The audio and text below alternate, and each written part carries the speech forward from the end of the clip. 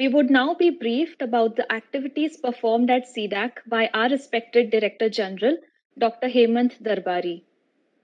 Dr. Hemant Darbari, an alumnus of the prestigious IIT Roorkee, is one of the founding members of Center for Development of Advanced Computing. He is spearheading the National Supercomputing Mission and has crafted the C-DAC's mission mode programs. He has led several projects of national importance, such as development of machine-assisted translation tool, Indian language learning through artificial intelligence, Shrut Lekhan and Shruti Drishti for web browsing through listening for visually impaired, to name a few.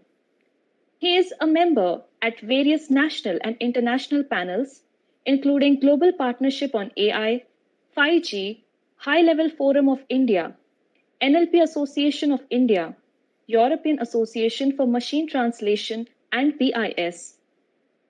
Dr. Darbari is a recipient of several prestigious awards, such as Computer World Smithsonian Award Medal from the Smithsonian Institution, Washington, D.C., prestigious Vasvik Award, Award of Excellence in Corporate Leadership in the IIPS 2015 Vishwa Hindi Samman for his contributions in the area of machine translation, speech technologies, Hindi language, and towards advancement of information and communication technologies.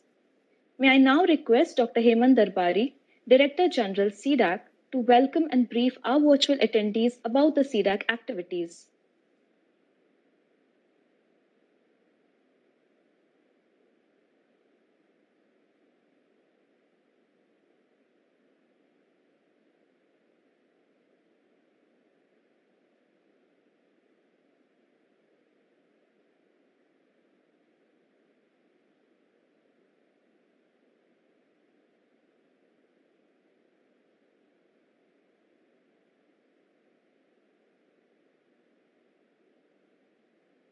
Shri Sanjay Dhotre ji, Honorable Minister of State, Education, Communication and Electronics and IT, Government of India.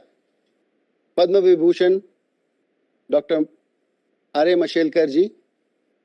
Padma Bhushan, Dr. V.K. Saraswat, Member Niti Aayog and Chancellor GNU. Padma Bhushan, Dr. Vijay Bhatkar ji, Chancellor of Nalanda University.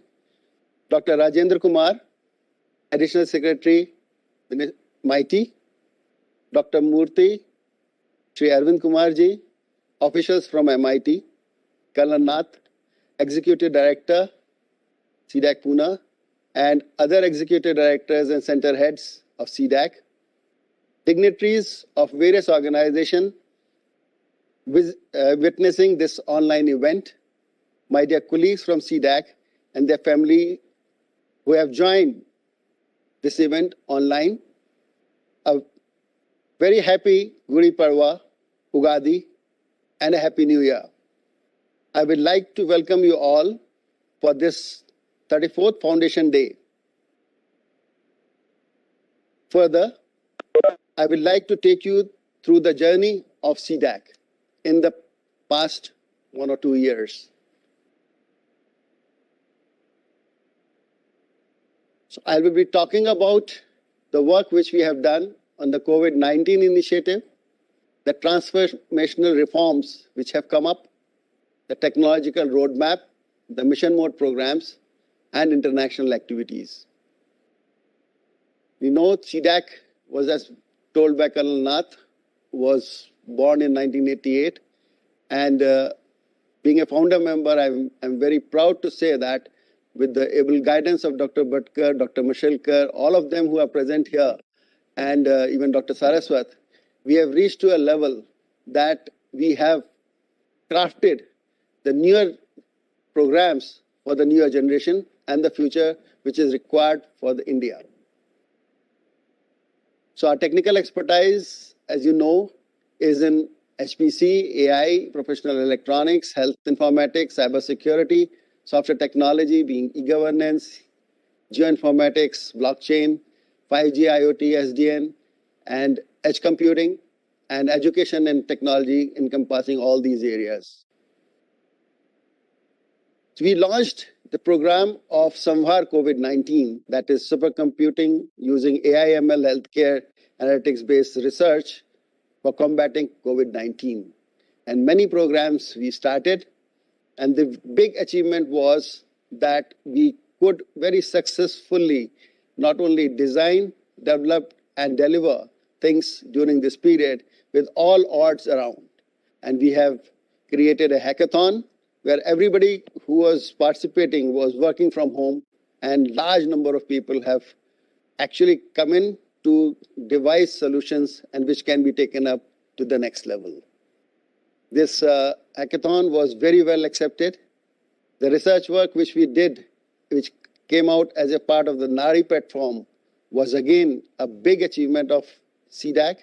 The eSanjeevani OBT was again a call of the hour, because earlier eSanjeevani system was working for doctor-to-doctor consultation, but it was opened up by the government to connect doctors and the patients.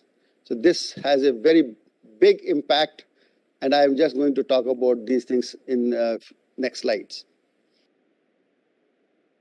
A major work of ours was the research on COVID-19, in which what we did was we used our HPC systems, which were available, like from Param Brahma or the GPU systems, and we gone in for a screening of drugs. 3,500 drugs were taken, FDI approved, and we started simulating. And you will be happy to know that as early as 18th of April, we could come out that the remdesivir will be the drug which can be very effectively used for COVID patients.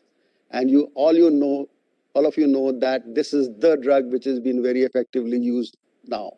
So it has been published and it has been used very extensively.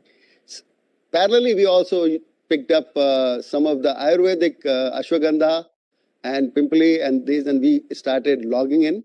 And we saw that some of these things, ashwagandha especially, is giving very good results. And now we are moving towards the clinical trials, and which can be very good proof that earlier Ayurveda was thought that that is a belief on which the people are working, but this will be a scientific proof that this thing works.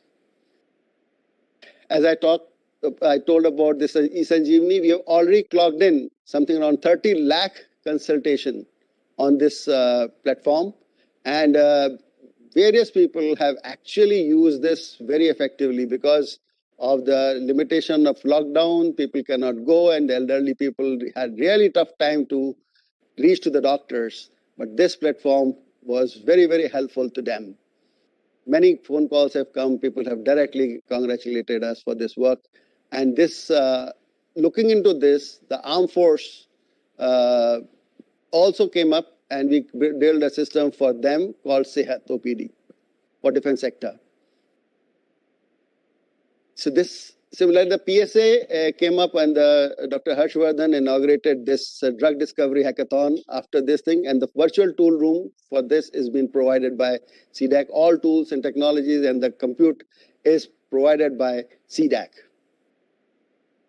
This is the NARI platform which integrated the Arogya Setu and on-field people. So 112 is again a work done by C-DAC, which I'll talk again, is a system by which any person in distress can call up 112 and get the results. So we integrated that and Arogya Setu in NARI and directly connected the ASHA workers and other people to take advantage of the whole ecosystem. From the transformation reform side, last 3 years have been major transformative years of C-DAC. We have moved from project to project to goal-oriented mission mode programs.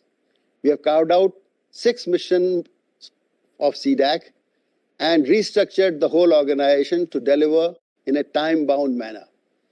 We have taken up large-scale projects, engaging the core competence in various centers, strengthening technical solutions, and delivering high-quality product solutions. In the building mode of NSM, we have designed and delivered major components of HPC system, including Rudra server board, the Trinetra and Connect, and indigenous software stack. To be the front runner in the advanced computing, new missions of microprocessor, quantum computing, and next-gen applied computing were also created. And mission verticals are majorly steered by young and vibrant program directors under the guidance and mentorship of mission directors / co-mission directors, along with the collaboration of academia, R&D organization, industry, startup, with the end user at the core. And we have consistently surpassed the yearly financial target for past 3 years. Many success stories have been created, including NSM, Samvar COVID-19, NARI, drug repurposing, India microprocessor, emergency response systems, One Nation, One Card, eSanjeevani, total service provider for Delhi Safe City, NatGrid, and Rashtriya Raksha University. So this is a leap forward towards Atmanirbhar Bharat. And this year, 2021, we have declared is AI IoE convergence year, and that is the need of the hour. So we are trying to create a full environment by which we can connect the things, and whatever is the compute and the software need, that we will provide. So if you see the technological roadmap, we have 4 major areas. One is the core R&D, like supercomputing, brain-computer interface, 5G, image processing, AI, ML, microprocessor, and quantum computing.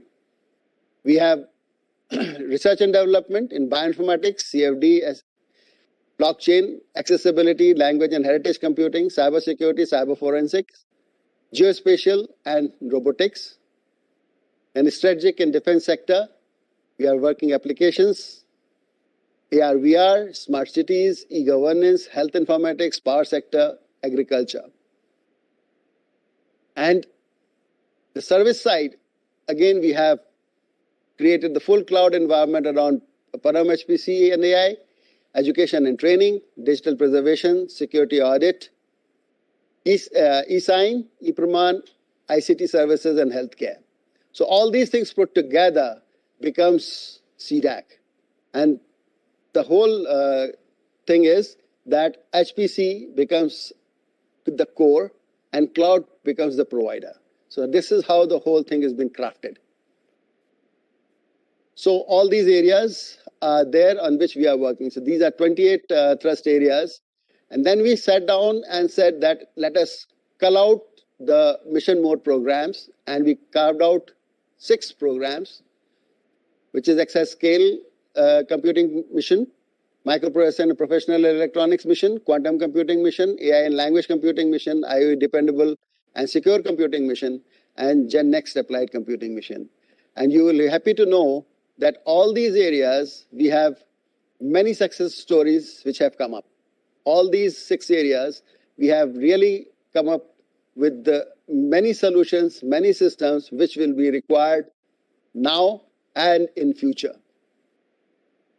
So our mission is, in the exascale computing mission, our mission is to establish dependable and secure exascale ecosystem with innovative design, disruptive technologies, and expert human resource. And our goal is to develop hardware encompassing exascale chip design and manufacturing of exascale server boards, interconnect, storage, and silicon photonics. To exploit huge opportunities in the system software and high-end software development to make India a global leader, and to develop solutions for grand challenge problem at the national and international level. So here, these are the success stories in which the board is ready, and within a month or so, we will be having the cluster up and functional with the Trinetra card and our own indigenous ARM-based OHM HPC processor is on the already the work is on, and we are going to come up within 2.5 years a full chip, which will be our own chip in HPC area. In the microprocessor and professional electronics, our mission is to design, develop, and deliver the advanced technology solutions in the strategic and defense sector and cyber physical systems. We have already developed RISC-V architecture-based chips, which is single, dual, and quad processor. We have, as I told, this HPC processor, and our endeavor is to develop indigenous novel HPC AI converged processor. So that's how the whole roadmap goes in. And a lot of applications can be brought in around in the professional electronics area. So here again, we have this processor developed, and there is a Swadeshi microprocessor challenge by Ministry of Electronics and IT. We are part of that and very extensively given our chips to design these youngsters and the startup guys to take this challenge, and as 100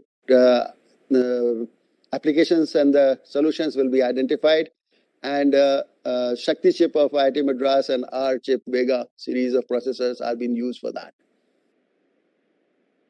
In the quantum computing mission, our mission is to develop the quantum computer, build and realize fully functional quantum computer along with the real-life application. So quantum computer test bed we are creating. We are quantum resistant cryptography. We are collaborating with the sets in which we are trying to have post-quantum cryptography, quantum QKD, then quantum search algorithms, quantum sensing, and quantum accelerator, and indigenous quantum computer. And you will be happy to know that we have already created a Param Shavak-based QSIM, which is a standalone system, which will be having a 12-qubit. And this will be available in a desktop model, which can be used by any lab anywhere. And I'm happy to tell you that this core work was done by IISc Bangalore, where the toolkit was developed, and IIT Roorkee has created the environment, and the full ecosystem is now available. And we are going to launch it soon. This is what exactly also going to be available in a cloud on the in the cloud environment, wherein we are trying to use our Param Siddhi system and trying to use this system and deliver to the users and researchers and the students. In the AI and language computing mission, we have past 30 years of experience in AI and language computing. So we have already developed many tools and technologies in translation, be it speech recognition, speech synthesis, information extraction, retrieval. So all these things we are putting together in the Bahubhasha project of MIT, and we are going to do a speech-to-speech translation system. And our goal is to empower, facilitate, and mentor large number of startups in this field and develop AI-based solutions for various use cases of diverse and large population. So this is the system which we have already installed here at C-DAC Pune, which is a 210 AI petaflop system having 2.4 million core. And this system was ranked 62nd in the top 500 list in November, and it's ranked number 1 in India. This system is going to be used very extensively by the researchers and the startups and anybody. The full environment has been created, and we are trying to see how we can connect more than 2,000 plus startups, MSMEs, academia, researchers, and industry together. So all these domains can be taken up, and wherever the AI is going to play a role, this can be used for that application. And this is another one is that there's a lot of HPC AI converged solutions we are bringing in, like in the form of Delhi Safe City. That grid is also going to be developed by C-DAC. So in the IOE and dependable and secure computing mission, we have our goal is to establish safe and secure internet for everything and exploit the same for ensuring optimal utilization of resources for the mankind, and to develop IOE sensors, then develop software-defined network, and SDN. We are trying to come up with the SDN in box type of scenario, and a lot of SCADA security and blockchain security and those type of work we are doing. And this is a part of the mission. And here again, I am happy to report that unified blockchain framework has been approved by our ministry. And this is what exactly we are going to work on. And this system will be very effectively used like a hyperledger. And this system, we will try to say that whenever you are going to build any system around blockchain, that can be used. We have integrated e-sign and blockchain-based proof of existence. And this, again, becomes a very important tool to take these things to the next level. In the GenNext applied computing area, we are working in the various applications and giving novel solutions. And we are coming out with a lot of real products which can be taken into field of agriculture, health, informatics, information, education, smart grid, smart cities, and banking and financial sector. So this is what is the emergency response system, which is equivalent to 911 of US. And this has been deployed in all the states and union territories in India. And for police, health, fire, women and child safety, disaster management, coastal services, corporation services, all these things, all these departments are connected with it. And this will be again coming up as a one nation, one number type of scenario. The other one is one nation, one card, which has been done for the mobility, which the Ministry of Housing and Urban Development. And this system has been built by C-DAC, and the hardware is done by Bharat Electronics. And NPCI has been associated, SBI is a part of it, DMRC is a part of it. And we are trying to make that like an octopus card broad. It will work on metro, it will work on trains, it will work on buses, and like Best and metro we have already tried out in Bombay, and this is going to be a reality throughout the nation. You'll be happy to know that today itself, this system of MANAS, this is mental health and normalcy augmentation system, was launched by PSA. And this system is very, very effectively been built by the help of NIMHANS, C-DAC Bangalore, and AFMC Pune. So this was launched, and this system is a app which will be available onto the mobile and various platforms. Yet another success story is on the Central Vista project of the Parliament project, which is on. There is a Navbharat Udyan, which has been visualized as a tech dome to come up. And C-DAC has been given the responsibility of providing all the technical support and build a lot of solutions around that. And this work is directly, again, being steered by PSA's office. And DST Secretary is steering this committee. And for the content part, and our ministry, our secretary, additional secretary, Dr. B.K. Murthy, all of us are trying to see how those things can be brought in from ministry side, as well as other ministries are going to give the content, how that is to be transformed into AR, VR part and take it to and provide different type of treatment to the content which is available. This is, again, this will be launched on the 75th year of independence. There again, we are trying to put up an AI-based robo-presenter, and with the scientists being simulated, and their speech can be synthesized and can be brought in. Humanoid robo can be brought in. So if you go by the exascale computing area, we have already clocked in something around 15.46 lakh jobs executed on NSM systems, on just four systems which are actually deployed. We have already clocked in 7 lakh jobs into the ICER Pranab Mamma, and 2.35 lakhs in Shakti, and 5.81 lakhs in the system from Shiva at BHU. And this is the plan that all these systems, 10 more systems have to come. They are getting deployed. And like ITK is ready and deployed, JNCR is is already there. And all these systems will be connected on the NCAN backbone, and more than 70 plus or maybe 100 plus institutions will get connected, and we will be providing all supports, and those things have been done.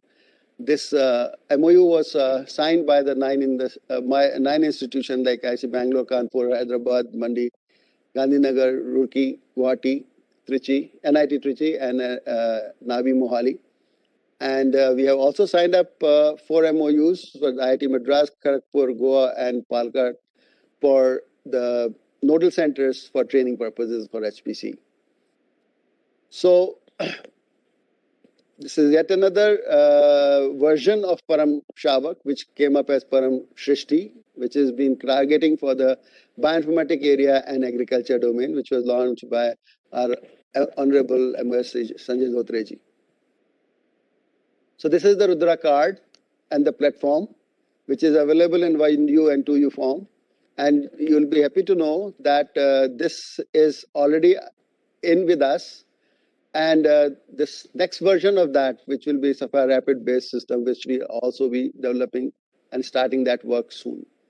And with this card, we are going to do a pilot with 112 nodes, and which will be one petaflop system. And this will be the indigenous HPC processor, which I have been talking about. And with this availability, we will be actually coming up with the 96 core system chip, which will be finally used into the exascale system. In the application area, bioinformatics, we have already explained that how we have extensively used this system during the pandemic area. We are working on cancer protein, and very many areas we are taking, and how these things can be brought into the next level. We are developing full ecosystem has been created. The other systems, like from the genome sequencing side, we are working on the same system. We are very extensively working on the various applications from the flood response systems plus GLOF early warning system. This again is a very much needed system, because in the disaster management case, we have to see how those things can be brought in. So GLOF early warning system has been deployed in Sikkim, and we can predict the things much early, much in advance, and so that the planning can be done. Similarly, forest fire simulation and this thing for the Sikkim Himalaya using HPC has been envisaged, and this work is also parallelly on. Supporting and optimization and scaling services has been provided by C-DAC, and we have materials and computer chemistry work been on. In the HR side, we have created a basic and high performance computing and jointly planned with IITs along with C-DAC for more than 800 students, and the consortium of next generation supercomputing experts comprising of more than 3,000 students have been done. So our target is to go for something around 20,000 odd students and the HPC aware people and researchers made available. And this exercise is taking us now these systems which are there, they can be very effectively used by the students and researchers to do their research work. Coming to microprocessor side, we have already developed many systems which are Ashwa, Dhruv, and Dhanush.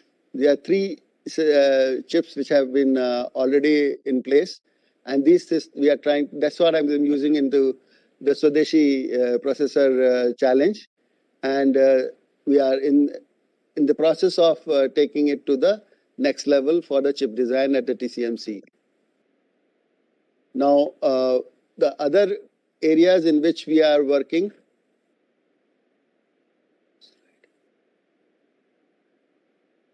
is in the NAMPED project. This again is in the phase 3, and a lot of good work has been done, and very many solutions have been provided in a real life scenario. And there's a Tetra which is available on the ships and submarines. This is IoT, the garbage collection bin, which has been done. So all these areas have been very effectively built as a part of the mission, In the quantum computing side, as I told you, we are collaborating with the DRDO Young Scientist Lab, and TIFR, and DAE to build a quantum computer. And we are trying to see how these things can be very effectively utilized in the computer hardware side, communication hardware side, the algorithm side, and the simulator side. And we have, as I told you, we have two systems which are going to be deployed very soon. On one is the QSIM on the Param Shavak side, and the other one is the cloud part. So you will be happy to know that India is the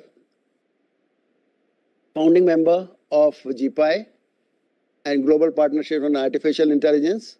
And we have very effectively called out a process, right? I'm a part of this innovation and commercialization group, and in which we have worked out a plan by which how we can accelerate from innovation to commercialization processes. Similarly, they accelerate the adoption of AI by enterprises, like engage the AI aware and AI unaware enterprises, and matchmaking of AI providers and AI unaware and AI aware enterprises. So some of these things are very much in advanced stage, and we are trying to come up with the policies and the methodologies by which we can work out, and we are creating a new model for taking the commercialization on a faster track. So MIT has launched the National AI Program, and we are part of it. And C-DAC is going to build a POC of Arawat, that is AI Research Analytics and Knowledge Dissemination Platform at C-DAC. So in the NLP platform, we have already built a national platform for language technology. And this has been incorporating all the areas in which people are working into NLP side. And we have done a translation system for Lok Sabha. Rajya Sabha system is already giving 95 to 98% accuracy. This is a system which we are building now for Lok Sabha, and it's a bidirectional stuff. In the speech technology side, again, we have a speech recognition system, and this will be part of the Bahubhashak program of MIT. The Vidur is a sentiment analysis system. This is a crowd counting and behavior analysis for the suspicious person identification. And this has been already deployed into Somnath Temple in Gujarat and Mahalakshmi Temple in Kolhapur. So we have a very good roadmap on accessibility and BCI, which is a nationwide resource network, and multidisciplinary research and development framework. We have already created that. And this is what exactly a large number of people in C-DAC are working with in collaboration with other institutions in BCI area. In the digital preservation side and heritage computing side, we have smart museums. National Northeast Heritage Portal has been created, and digital preservation as a service. This has been the Digitale virtual museum builder has been built. And this is, again, a very good work which has been done by C-DAC and which has brought a lot of laurels to C-DAC in the whole process. I'll talk about some of the things later. In IoE and dependable computing, we are majorly into SDN-based experimentation and quality of service on 5G environment. And we have already created a full framework in which voice-enabled doctor desk is to be done. And this is under trial. This project is also funded by MIT. And integrated telemedicine services over cloud. This is the project which we are doing, and at a very advanced stage on that. So we have come up with the SDN box. This is Param Shavak SDN. And this will again be very much required in the smart city type of environment when you have to reconfigure on the fly and try to see how those things can be worked out for the next solutions which you want to provide. This smart post kiosk, which is done by our Bangalore office. This post office has been linked up and this has been very effectively used. When I was in Bangalore, we had gone and posted this thing and used it very well. And the things are in the smart water distribution work which C-DAC Bangalore was doing under IoT. This got a very good recognition. We have already built a smart water meter challenge, and there are all the tools which we have built that are taken up. And National Jal Jeevan Mission has sponsored, and the MIT was steering it. And this hackathon also became very, very good. And we are trying to see how these things can reach to the people. Because here what we are planning is that the water can be sensed, and whatever is the purity of the water. And there is a limited amount of water which can be given to each village household.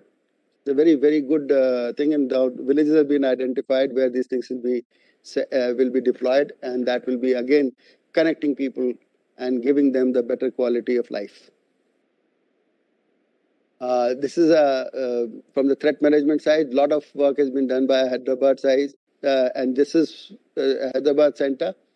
And this project has been approved by MIT to see that how these things can be certified and how the solutions can be brought in. This is the unified blockchain framework I was talking of, and taken a health, supply chain, cybersecurity, e-governance, IoT, and others will come up soon. I was discussing with the MOS the other day, and he was telling in the Food Corporation of India, the supply chain, again, that can also be seen into that. We are going to work parallelly on that also.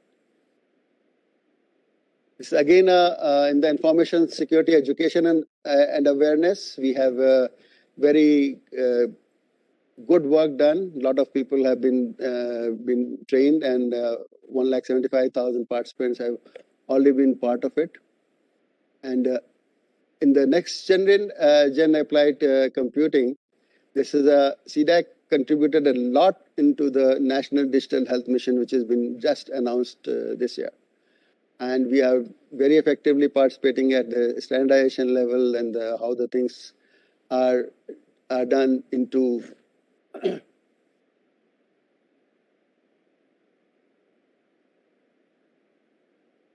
it's coming.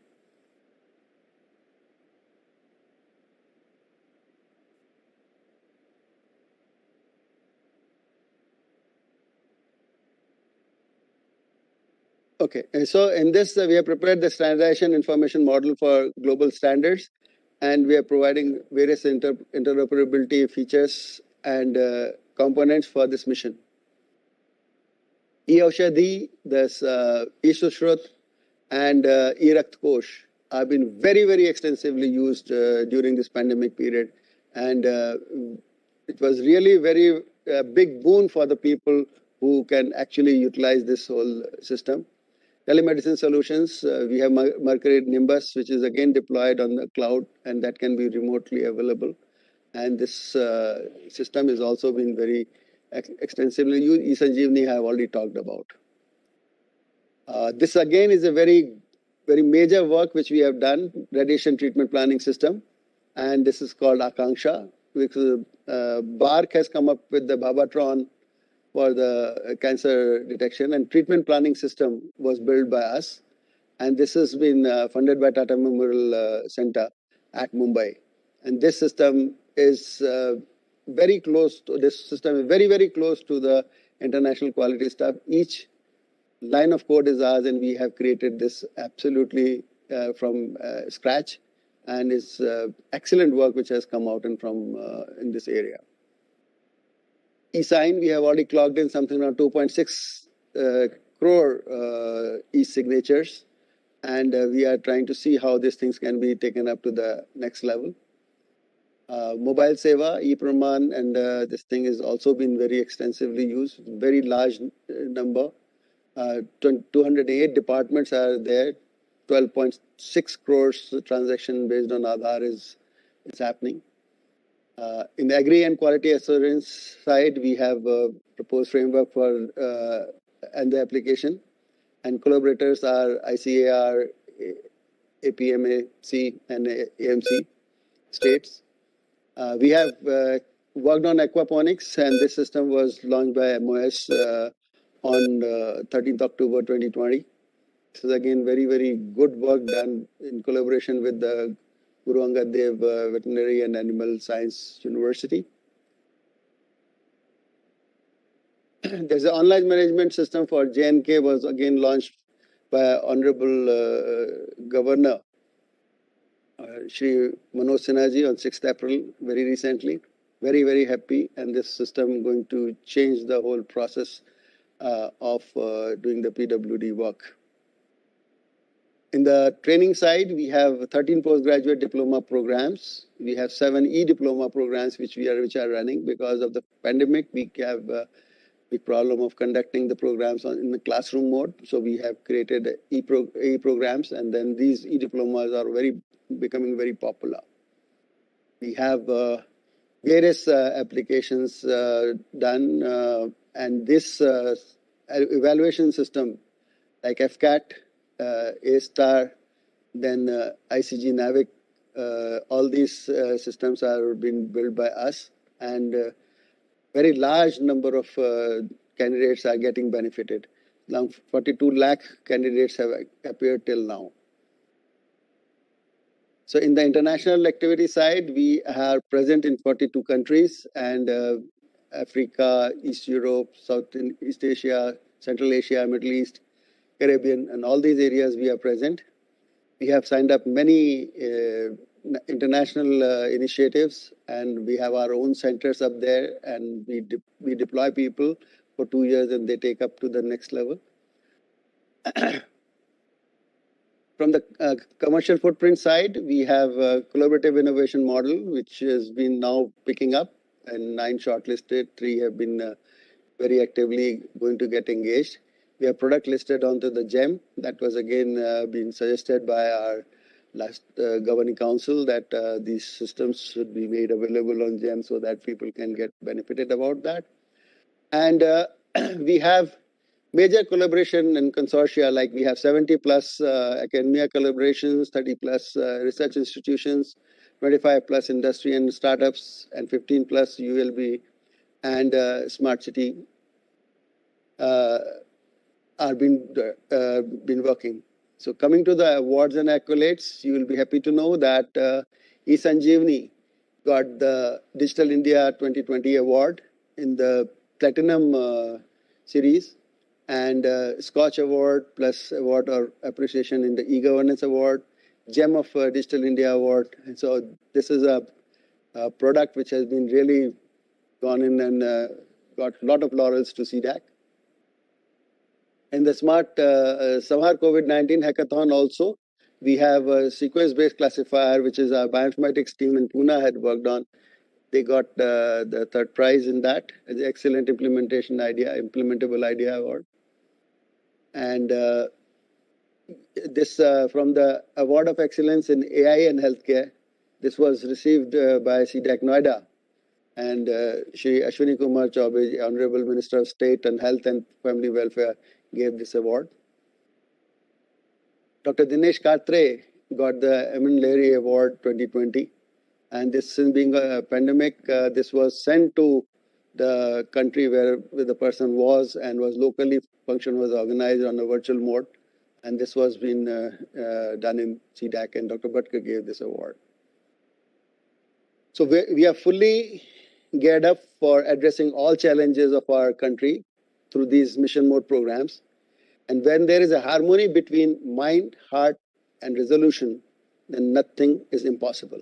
This is a verse from Rig Veda, and we definitely want to preserve sovereignty of the country. Thank you, and Jai Hind.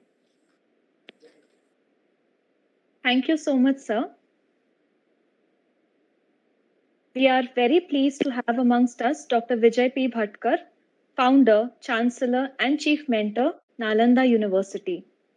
Honored with Padma Bhushan, Padma Shri, Maharashtra Bhushan, and a string of national awards and honorary doctorates, Dr. Vijay Bhatkar is best known as an architect of India's first supercomputer, Param, and several pioneering contributions to information technology in India.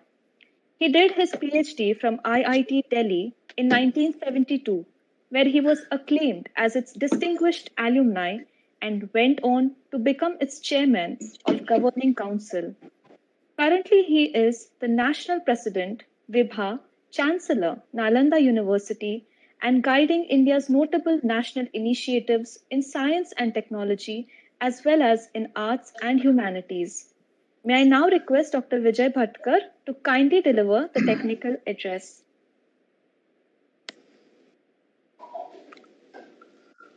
Thank you, sir. Thank you so much. I think after that very comprehensive presentation, very impressive, and some sort of a complete holistic view of C-DAC presented by its DG, Dr. Hemant Darbari.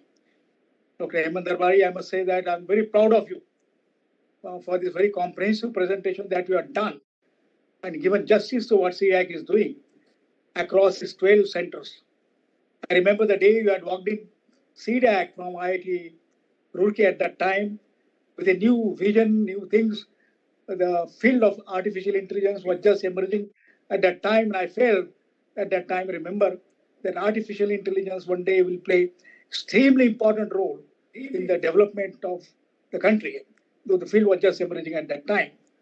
And we see now today that we are installing the AI systems, we are HPC system we are installing, but also we are installing the frameworks which unify both HPC and AI and big data and all that.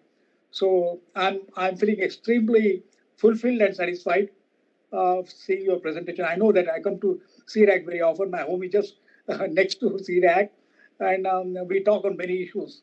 So this presentation in a very short time, 20 minutes, was very impressive for me.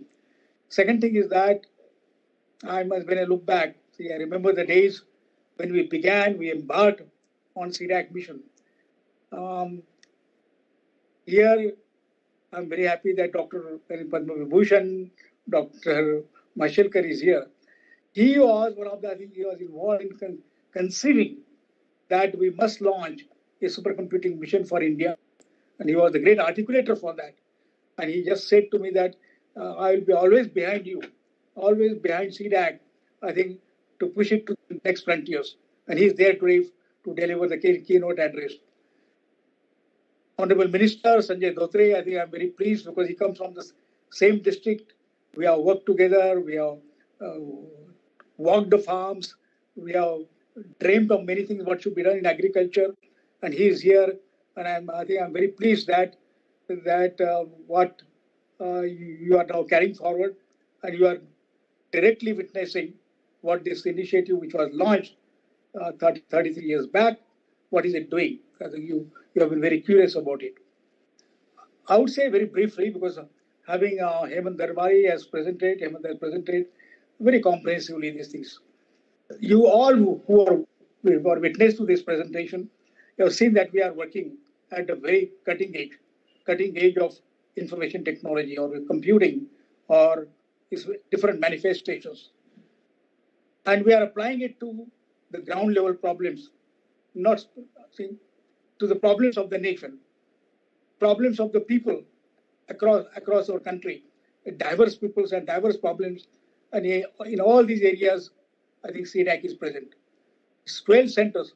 I remember the day when I came in, I was the only one. I think I had walked in and we were searching for a place.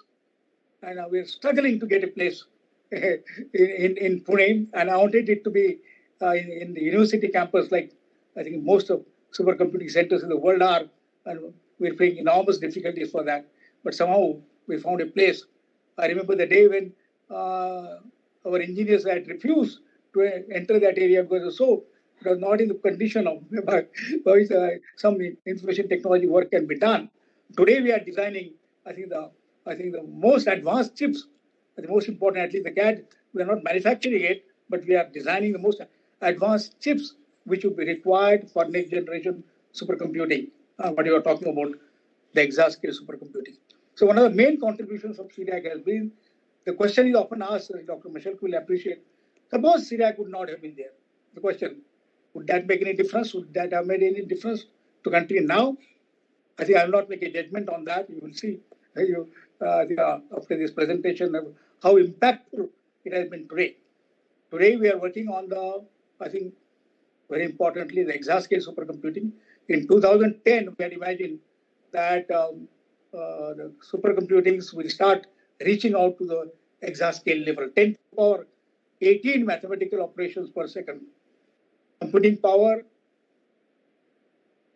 by Moore's law, which is just saturating now by Moore's law. If you go by the Moore's law, we are reaching now that by a factor of 1,000 every 10 years. I think we started with the gigaflop supercomputers. We went to the teraflop supercomputers, the trillion operations per second by 1998. And then we reached to when by 2010, the petascale system, which we have seen the various versions of that. But in 2010, it became clear that the next frontier has to be the exascale supercomputers. And we embarked on that. There were many challenges. It took one of the challenges in the democratic frameworks has been, of course, the change of governments, and then the different perspectives and the different priorities, which become very important. And it took time from 2010 to 2015 or almost like that. We're struggling to decide whether how to carry the mission forward. But then in 2015, when the decision was taken, I think the whole C-DAC again geared up to meet the next challenges which are there. These have been I think, so checks, many checks, I think, which are I think many roadblocks which would come, and I will not blame that. That is part of the general working, I think, thing. And in these challenges we have done. Dr. Mashelkar often talked about that by denying supercomputer to India, I think America has done a favor, because unless something like this is done, and India has to get angry, because there was Washington Post, I remember headline, "Angry India does it." Unless you are made angry, I think it invokes some extraordinary power within you. I think we don't embark on something extraordinary, and that's what happened. And today we are embarking on exascale. We are embarked on exascale supercomputers, and there was a big challenge that can this be? Will be big machines. How do you accommodate them? Where do you accommodate? And most important challenge at that time came, and where is the power to charge or to power these giant machines? And that was the thing that never we thought that we'll be able to do that. Today we are able to. I think the people are imagining that exascale supercomputers will be powered by not 2,000 megawatt, which was originally imagined based on the technology at that time, but by 20 megawatt systems. So I think we are now embarking on to install a 20 megawatt system right here in the current C-DAC, and for the exascale supercomputer of Dr. Saraswati is here. I think we are imagining how should we power it, what should be the infrastructure for this things like that. And eventually, my argument was that these giant machines, which have to solve the unsolvable problems of tomorrow, which is coming, that COVID is one, the drug design is the one thing which we are talking, one of the problems of this. And there are several problems in, I think what Dr. Darbari showed, there are several challenging problems which we exist before us, and for which we need this kind of supercomputing power. Even this is not enough. I think they will have to go for the paradigm shift now, for new technology, because now the technology has come to this one, current CMOS technology and its manifestations, and still we are going to, we have talked about 5 nanometers to 3 nanometers technology. Still, I think we may not be able to meet our computing hunger, I think, which will be made by new technology, new paradigm shift, which is coming on the anvil, I think, which is just we are seeing, and that is quantum computing.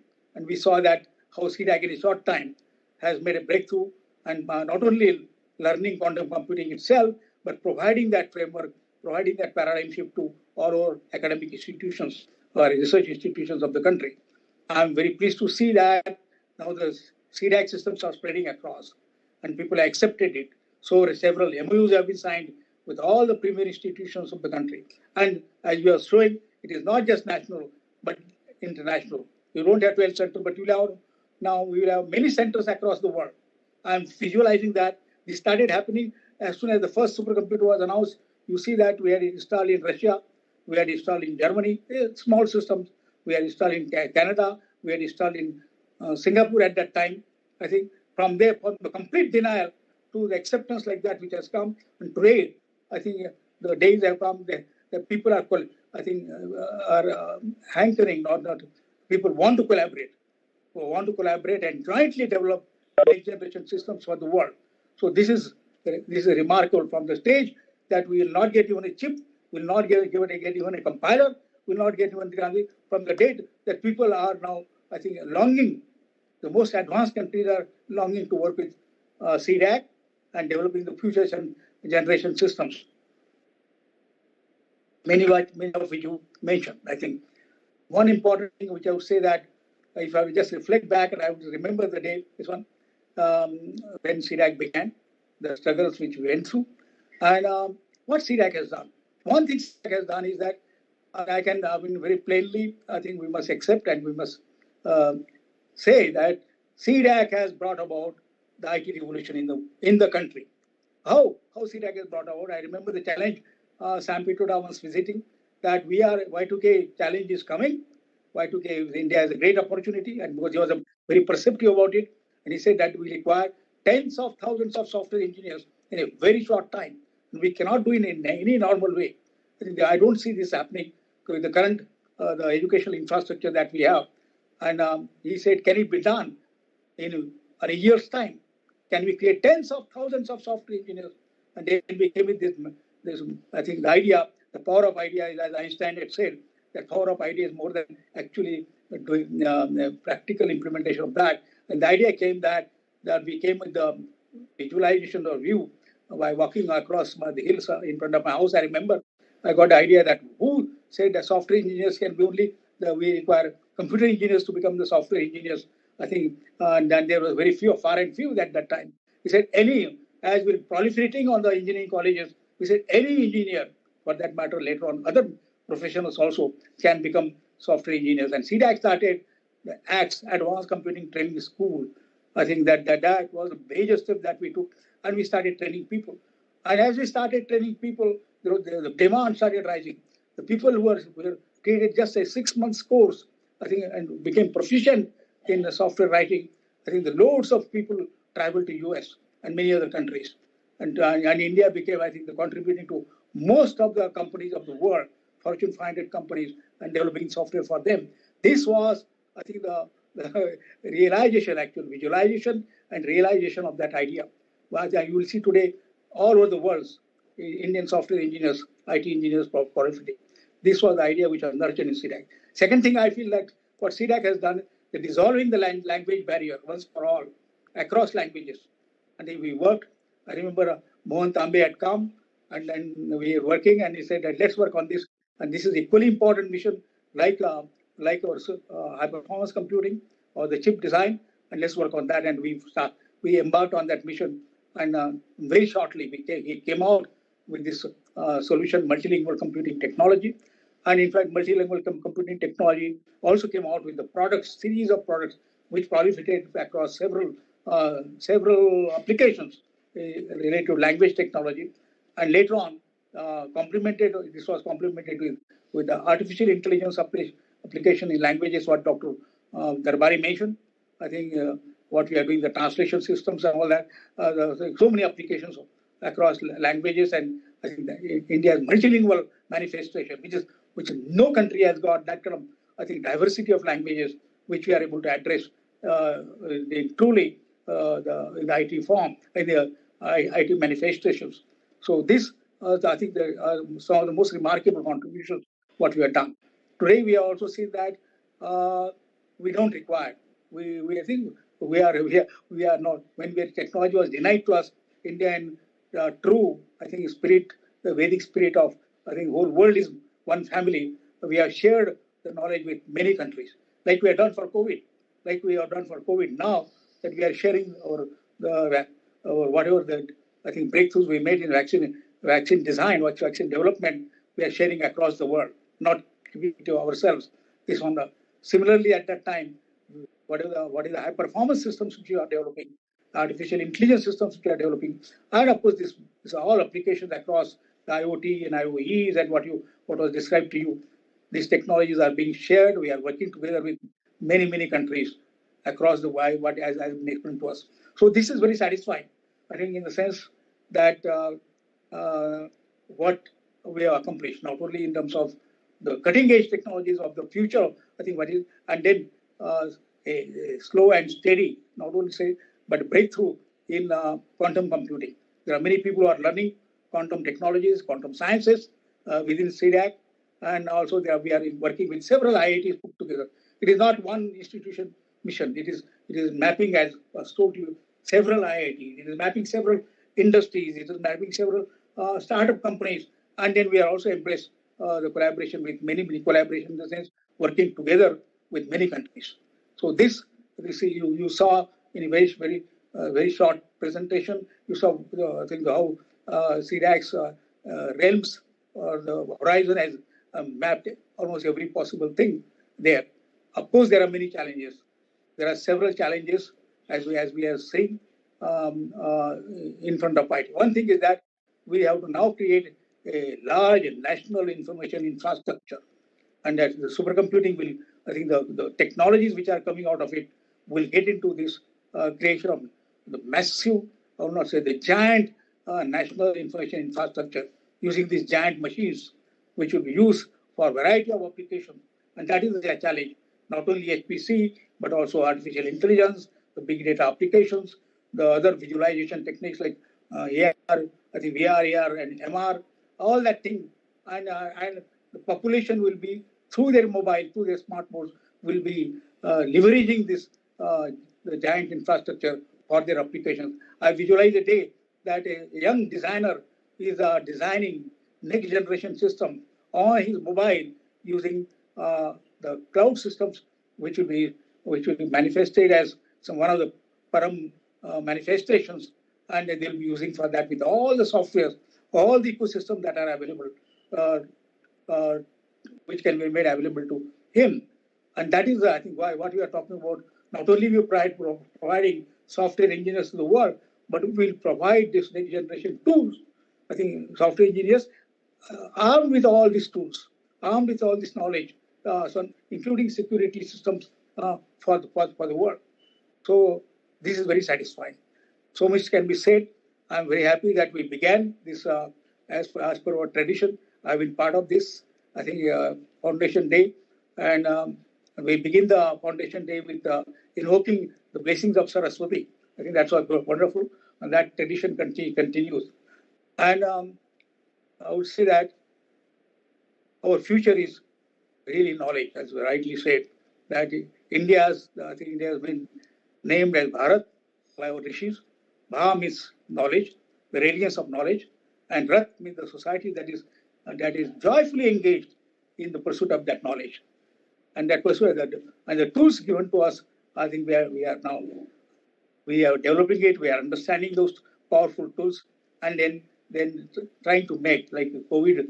I think what has been presented to us when the COVID challenge came, the COVID hackathon was invoked, and several people contributed to it, and it made it some major breakthroughs were made.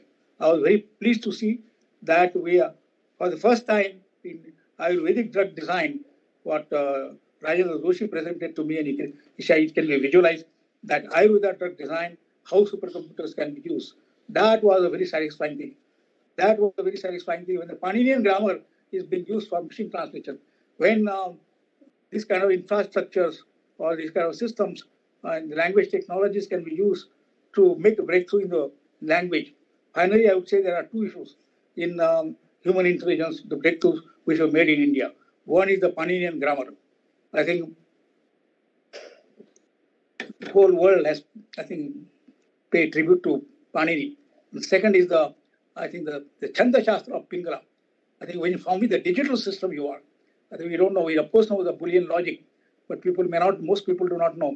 It is the Pingala who came out with the idea of, I think, this digital system, what you call the binary system, and that time. And then the language and mathematics, language and arithmetic, I think, converge together to create what is now, saying that what is now manifestation of what is the thing is information technology. So this has been the great contributions, and C-DAC has emerged, I think, and is collaborating with the world institutions and also working on the world problems. Tomorrow's problems like COVID, like climatology or climate change cannot be solved by any one country. And I think here India has a role because we are ready to collaborate with the world to solve the real problems of humanity.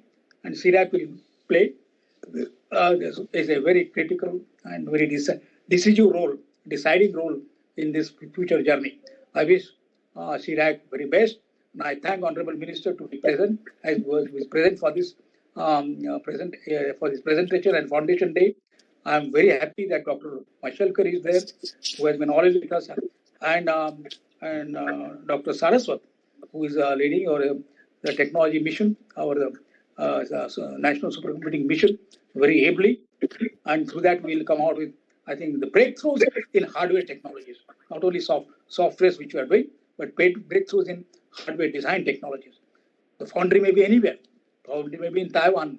I think that's okay because we think foundry can be, but the design, the patents, the associated IPRs will be designed by engineers, I think, of India.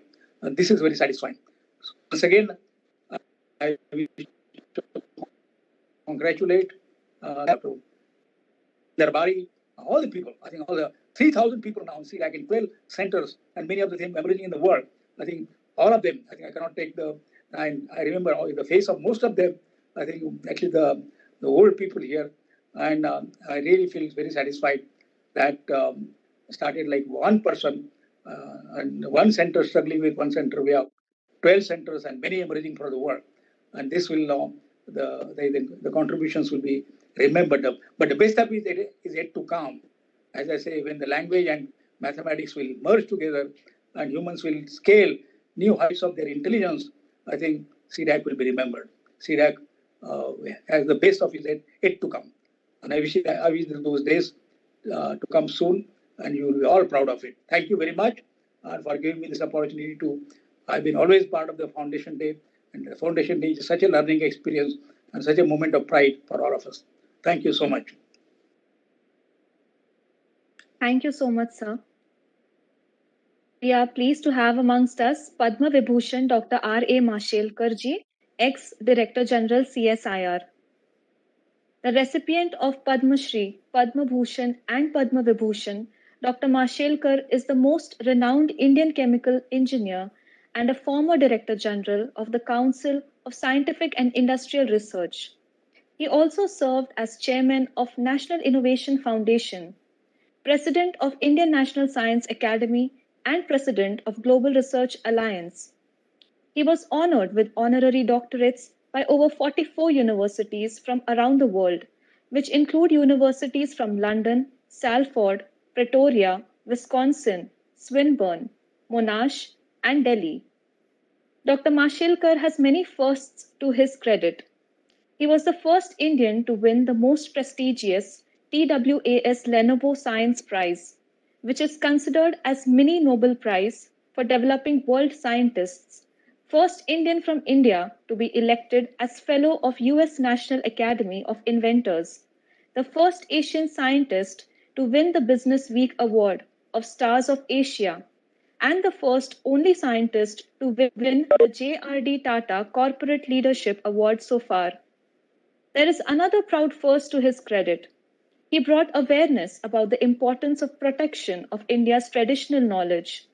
He fought the famous battles on the wrong US patents that were granted on turmeric and basmati rice. His efforts as chairman of World Intellectual Property Organization led to development of first traditional knowledge digital library, and patent offices were mandated to search before granting a patent based on traditional knowledge. May I now request Dr. R.A. Mashelkar to deliver the Foundation Day lecture.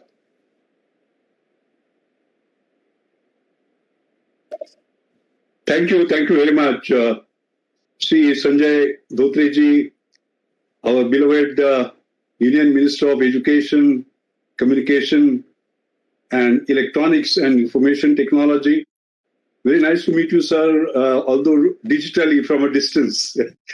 My dear friend, Dr. V.K. Saraswat, my young brother, one and only Dr. Uh, uh, Vijay Bhatkar,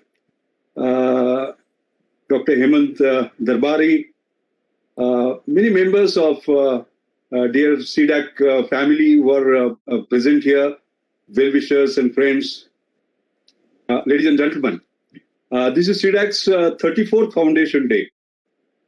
And, I have given the Foundation Day lecture, I remember a long time ago. So this is my second Foundation Day lecture. But Hemant, as they say, all good things have to be repeated. So I'm very happy to repeat this great opportunity that you gave me. I'm very grateful to you. You've given me 30 minutes, but don't worry, I will not going to take 30 minutes. You are very eager to hear our Honorable Minister as well as Dr. Saraswat. I'll make 5 or 6 quick points. I think the first is, this is the 34th birthday, right?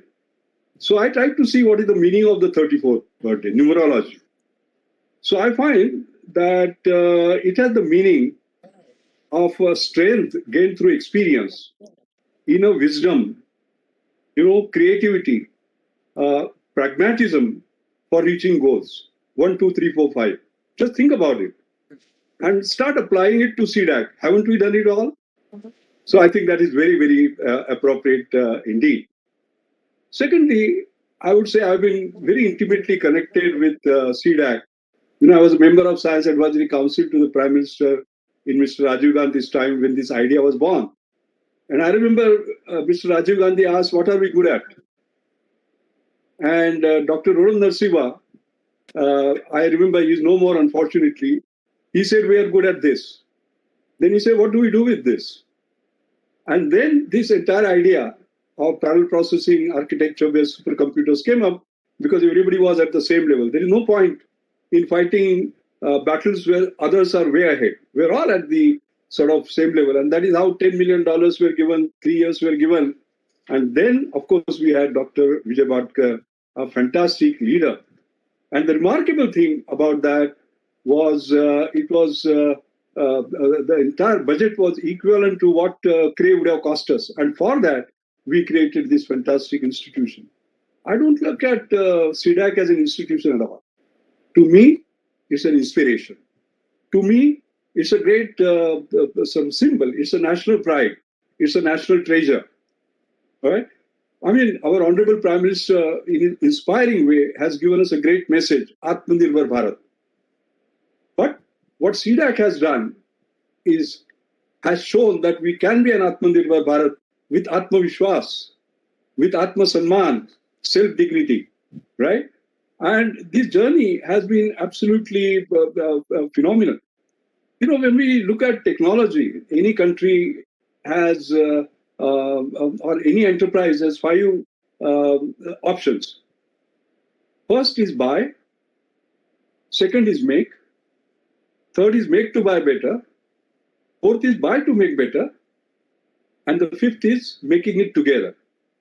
Now, you can buy a technology when it is available to you, but that technology was not available. So what did we do? We said, fine, we'll make it.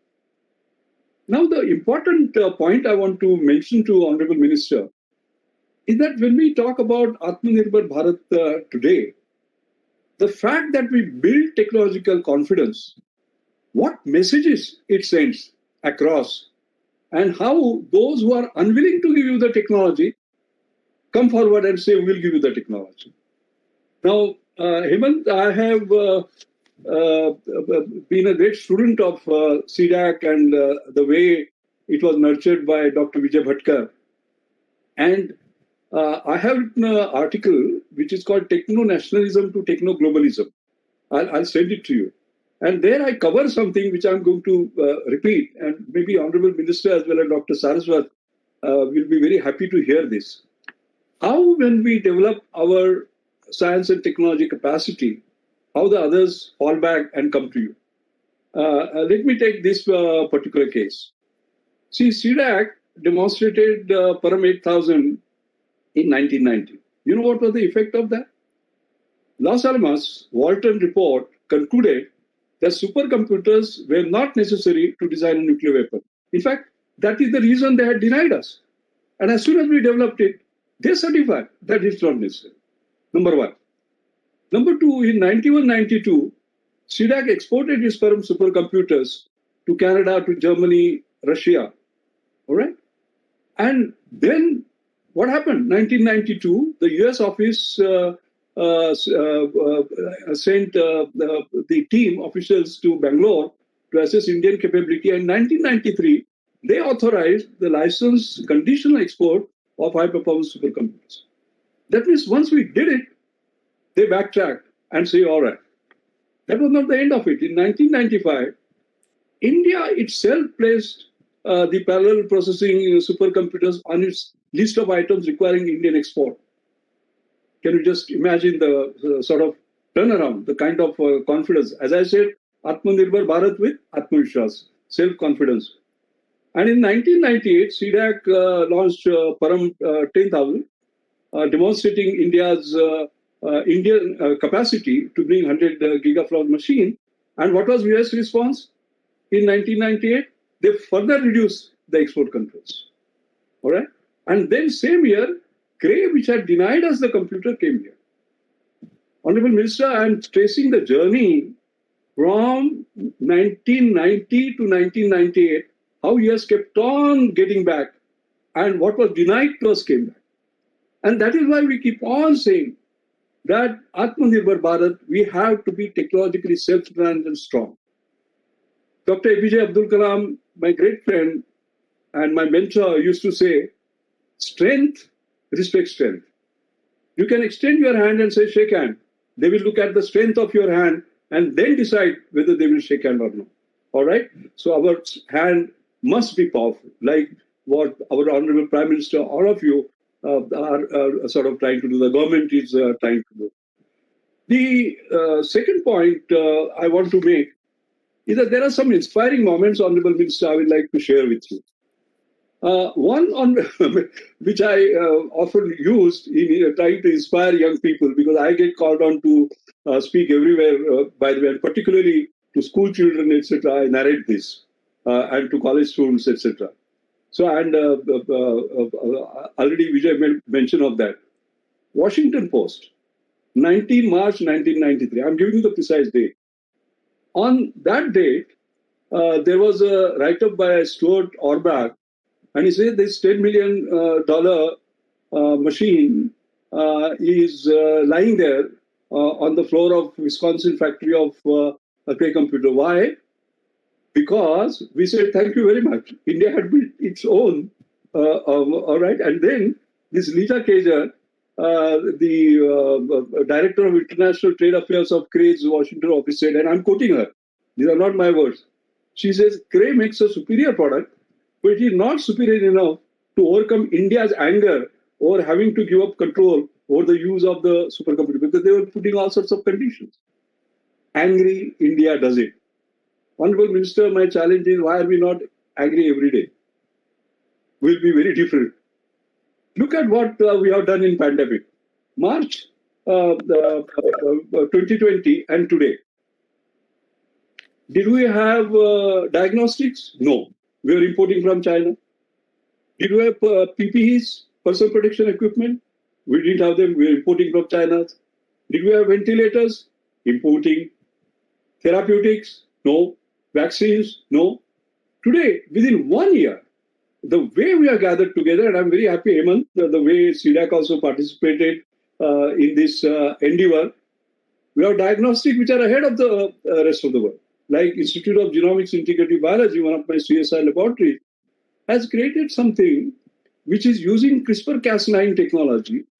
You know, the Nobel Prize was given to that last year for that technology, which does the detection in 1 hour and for 500 rupees, not 2,500 rupees. And Tata Sons are producing and exporting it. Can you just imagine from where we went? PPEs, we were importing, now we are exporting. We have become one of the biggest nations of exporting. Same thing about ventilators, therapeutics, and vaccines, of course, I don't have to tell you. Within 1 year, we did that. So, Honorable Minister, what I would say is that we have something peculiar about it. We need to be challenged. All right? And once we challenge, then we basically do it. This is actually our spirit. And C-DAC to me represents that spirit. Don't challenge us. Otherwise, we'll show. So I think this is very important. Sir, there is another thing I just wanted to sort of mention to you, because particularly from government perspective, this is important. What happened was the C-DAC did such a fantastic job, but later on they ran into difficulty after Param 10,000. And Vijay, you will remember that we wanted to go through the next mission and it would not come through.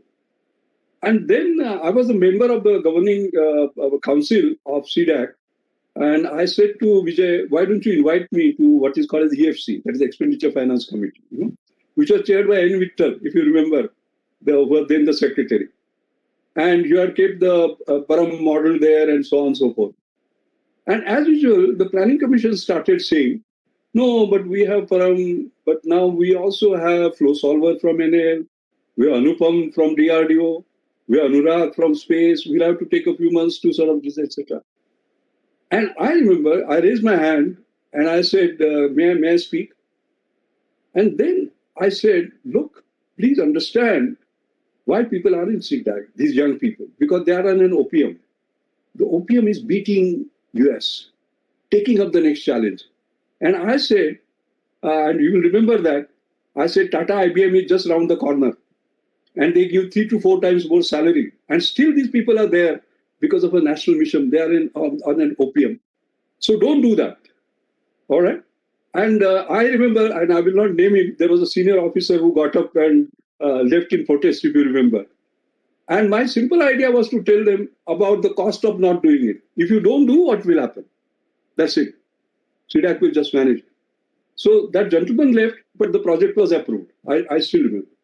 I think the main point I'm trying to make is that all these people, like Hemant, his team, all the people who work in national labs, etc., they're working for the nation. They're not working for money.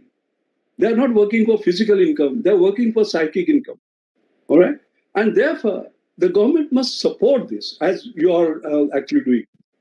In fact, although we talk about the National Supercomputer Mission, I must say something. It was in 2012, I remember, 11, Dr. Vijay Bhatkar and we participated in the Science Advisory Council to the Prime Minister meeting, and the 5,000 crore national mission was agreed to. You remember that? What happened after that? And in fact, 2012, Dr. Manmohan Singh announced it in Science Congress that we are assigning. Nothing happened until 2015. And although 4,500 crore was finally announced, only 10% of it was released until 2018. And despite that, to the credit of our scientists, to C-DAC, etc., whatever you described, you have actually done it. And that is my greatest concern at this point in time, because we are in a race. If you look at China, for example, in 1998, Vijay, when you did Param 10,000, you were ahead of China. Today, if you look at the top 500 list, China has 226 supercomputers as against our 3. All right? We don't want to compete with China. I'm not talking about that at all, but we are capable. And as you have demonstrated in this particular case, what we can basically do. And we'll be ahead of them in many, many different ways. We have to choose sort of very carefully. So the last point I'd like to make, as I said, I'll not for 30 minutes, I'll make my last point and close. There is a context which decides the content. C-DAC was born in a particular context, and you delivered it. And you are delivering it. The kind of, I think you represent both excellence as well as relevance. Excellence in terms of doing cutting-edge science, and relevance in terms of being serving the society, like many applications that you gave in different areas. So there are a number of areas like exascale computing, then post-quantum cryptography, etc., etc. I'll not go through all those areas. I'm quite sure that you will sort of move in these areas.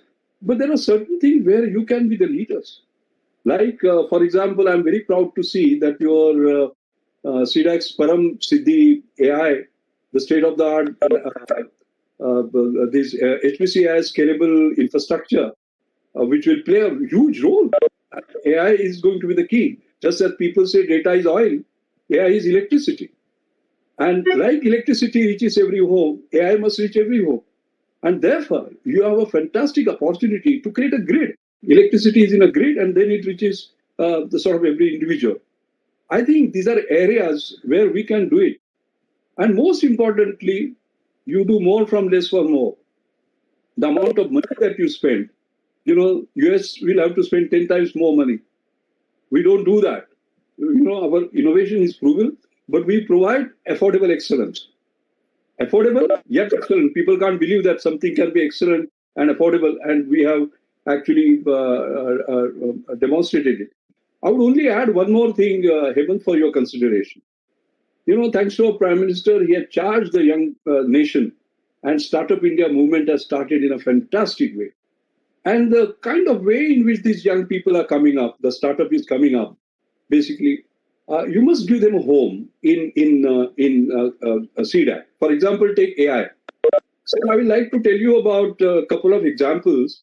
The way during the pandemic, these startups in AI came up. In my mother's name, Anjani Mashelkar, I have created Anjani Mashelkar Inclusive Innovation Award. It's a small award, just 1 lakh, but this year I also gave one for COVID. Now, today, sir, as you see, we are going through a crisis. There are no hospital beds that are available, no ICU facilities available. Now, here is a young man who has created what is called as DOZI, who got the award last year. What is DOZI? Actually, it is Internet of Things, sensors, etc., which you sleep under the bed. That means even the normal bed can be made into a stand-up ICU for remote monitoring of 7 parameters with 98.4% medical accuracy. You can just imagine your home can become your hospital. And then if there are emergencies, etc., based on AI, you can actually detect it, and then they can be moved to the hospital. This is happening in the country today. All right. Now, young people like that. Or there was another one, Cure.ai. COVID-19 lung infections he could detect in 1 minute, and just for $2. And in Dharavi, for example, we created that miracle.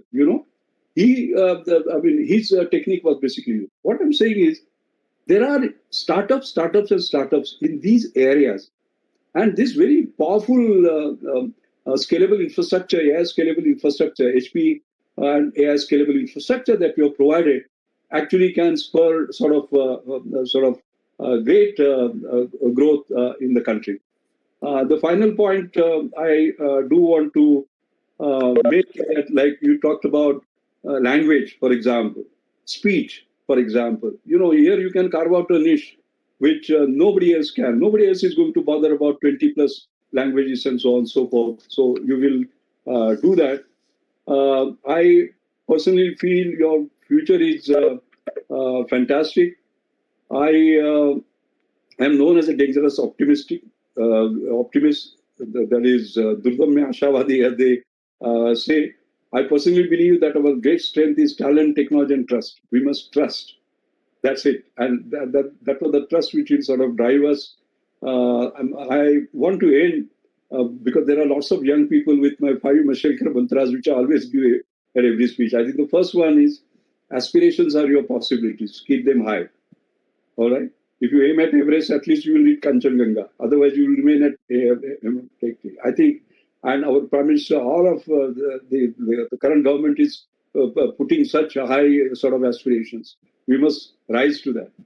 The second is I want to tell particularly the young staff, there is nothing like instant coffee, no instant success, hard work. I'm 78 now. I work 24/7, day after day, month after month. The only thing I will say is that work hard in silence, let success make all the nights. That's the second. Third, purpose, perseverance, and passion matters. Purpose, Dhruvatara, North Star. There has to be a purpose in life, not just for ourselves, for the nation. And perseverance. Quitters are never winners, winners are never quitters. And you will fail, but interpret fail differently. FAIL, first attempt in learning. Your best guru is your last mistake. That's my third. Fourth is you keep on knocking on doors and they don't open. Don't keep on knocking on doors. Open your new door. Sir, I remember I came to NCL, National Chemical Laboratory, in 1976. I wanted my first equipment. It would take 2 years because not manufactured in India certificate, no foreign credits, etc. So I was keeping on knocking on that door. I say, I will not. I shifted to modeling and simulation where I can use that. 1977, I started. 1982, I got Bhatnagar Prize, which is our highest prize, by the way, in science for under 45. But had I kept on knocking on those doors, nothing would happen. And the last point I want to make is that there is no limit to human endurance, no limit to human imagination, no limit to human achievement, excepting the limit you put on yourself. And therefore, all that I would say is that anything that you achieve in life, you have to say, my best is yet to come. Whether you are 18 or 80, all right? Even at 80, 89, whatever you are. And you should say, my best is yet to come. Maybe today is the day it will come. And my best is yet to come, not for me, my family, my nation. And if all 1.35 billion Indians do it, our place in the Committee of Nations of India will be right up there. Thank you so much.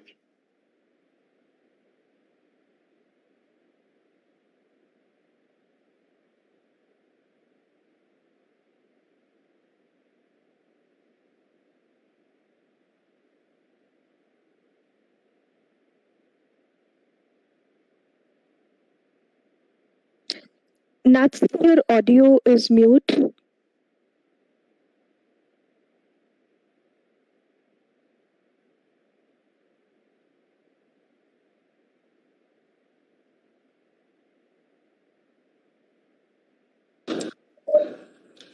I think your audio is on mute, Colonel Nath.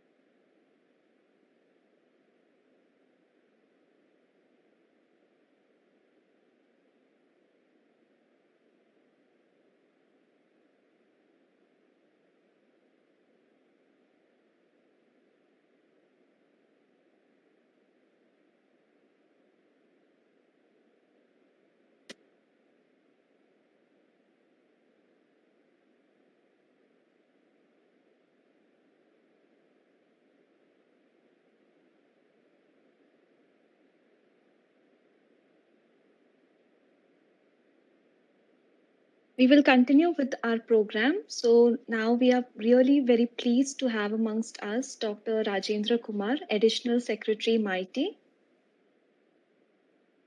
Dr. Rajendra Kumar received his PhD in International Economic Development and Regional Planning and an MCP from the Massachusetts Institute of Technology, USA, an MTech in Management and Systems from the Indian Institute of Technology in Delhi, and a BTech in Civil Engineering from the Indian Institute of Technology in Kanpur. He is a senior officer in the Indian Administrative Services and currently working as the Additional Secretary in MIT. In his current capacity, he is leading the policy formulation and implementation of various schemes under the Digital India, e-governance, data governance, and cybersecurity domains in the country. As the Joint Secretary e-Governance in MIT, he led the overall conceptualization and implementation of the flagship Digital India program and the National e-Governance Plan of the Government of India, apart from the several major e-governance initiatives, including the Mobile Seva project, e-Praman for electronic authentication and localization aimed at promoting the usage of Indian languages in e-governance. Prior to this, he held senior positions in district administration and state government in Tamil Nadu.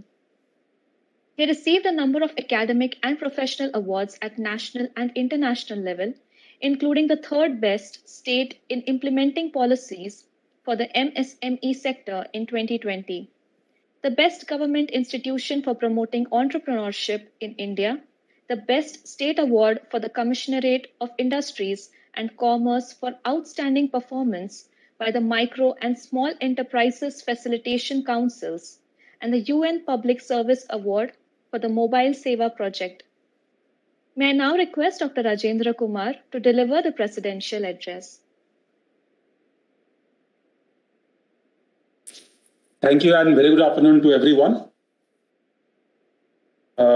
Honorable Minister of State for Education, Communications and Electronics and IT, Government of India, Dr. V.K. Saraswat, Member Niti Aayog and Chancellor JNU, Dr. R.A. Mashelkar, Dr. Vijay Bhatkar, DG C-DAC, Dr. Darbari, all the colleagues from C-DAC and other MeitY entities present in this event. It's my pleasure to present here on the occasion of the 34th Foundation Day of C-DAC. Let me first convey my congratulations and best wishes on this occasion to the entire C-DAC fraternity, all the people who have helped C-DAC become what it is today, including the great contributions of the previous heads of C-DAC. As we all know, C-DAC is involved in cutting-edge R&D in new and emerging technologies. And we saw a very comprehensive presentation on the achievements of C-DAC by the DG, and also a number of other points mentioned by the previous speakers. So let me focus on a little wider canvas as to what MeitY is doing to really promote the new and emerging domains in different technology areas, and what our vision is for the next 5 years in terms of achieving various objectives in technology-led governance, and how we can use the new and emerging technologies for improving the delivery of services to citizens and businesses, and for growing the economy through technology-focused interventions. In terms of the overall vision, I think most of us are aware of the $1 trillion digital economy vision that was unveiled by MeitY a couple of years ago, where MeitY laid out the overall goal of growing the digital economy from its present level of about 7 to 8% of GDP to at least 20% in the next 5 years. And that vision, translating that into reality, requires complete transformation in the way we perceive digital, in the way we use digital in different domains of governance and in various sectors of the economy. This is possible only when we bring all the stakeholders together, including all the government departments at central and state levels, the private sector, the startups, the innovators, our academic institutions, scientists, etc., to really help us in realizing that vision of not only developing cutting-edge capabilities in these emerging technology domains, but also in deploying them to ensure that the contribution to digital economy that grows to the level that we have desired in the next 5 years. In the next 5 years, if we can achieve this vision, which I'm sure we should be able to achieve with the collaboration of all the stakeholders, then the contribution to digital would increase to 20% of the overall $5 trillion GDP that we have set as the goal for ourselves by 2025-2026. Towards this goal, especially in the domain of emerging technologies, which we all know that is going to play a key role in achieving that vision in the next 5 years. MeitY has taken a number of steps to really ensure that these new and emerging areas are really brought into the mainstream, and we are able to involve all the stakeholders in doing cutting-edge R&D and bringing these technologies to implementation in the industry, where we can really make our private sector internationally competitive, with a special focus on the micro, small, and medium enterprises, which really serve as the fountainhead of innovation, not only India, but all across the world. Let me mention a few points about how we are supporting the startup community in India. We have a MeitY Startup Hub, where we are currently supporting a large number of startups. We also have set up 22 centers of excellence across the entire country in various locations, which are being run in active collaboration with the private sector, with the industry partners, where we have supported a very large number of startups, many of whom have been able to raise funds from outside, from the wider market, and they have also been able to graduate to become large entities on their own. And the technologies developed by them, they are now being implemented in various domains of industry, helping to make those companies competitive internationally. In terms of the innovation ecosystem, the role of MeitY has been really very significant, and we have contributed a lot to the growth of this entire ecosystem in India, where we are now having 47 officially declared unicorns. As per one study, we have already crossed 100 unicorns in the startup community in India. And we hope to really catch up soon with the two other countries which are now ahead of us, that is US and China, in terms of the strength of the entire innovation ecosystem.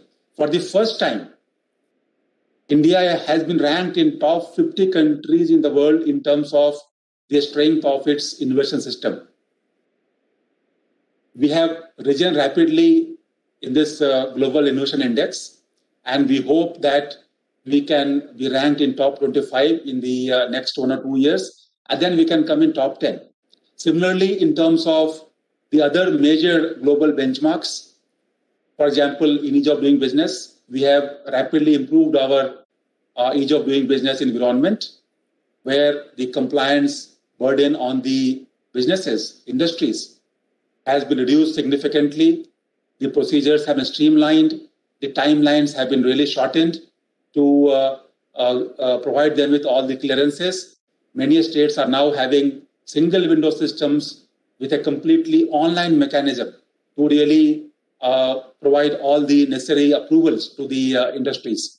All this has led to a very significant change in the overall ecosystem that we have for growth of the economy. And I'm sure in the time to come, that is going to really bear fruits for the country, and we should be able to achieve both the targets of 5 trillion GDP size and the $1 trillion digital economy size for our nation. Let me also mention a couple of other areas where MeitY has been making very significant efforts to really translate this vision into reality. One major area where we are working with many ministries now at central level and state level is in the domain of national public digital platforms, where the goal is to make the current applications in a particular domain to be brought onto a common digital interface for seamless access by citizens and businesses. If you really take any domain now, for example, education or healthcare, etc., as citizens, we need to navigate through multiple applications, through multiple interfaces to be able to obtain a service. So the goal is that if we can bring these diverse applications onto a common interface, then the citizens should be able to obtain those services seamlessly without having to navigate across multiple portals or across multiple interfaces.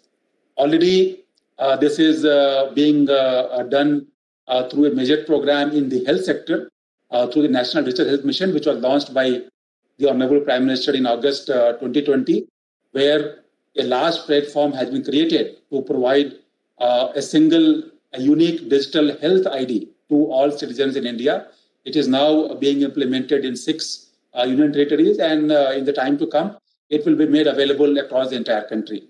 Similar efforts are now underway in education, in agriculture, in other areas where the goal is common to really make the interface that we have in the online world with all the stakeholders seamless and easy to access for anyone.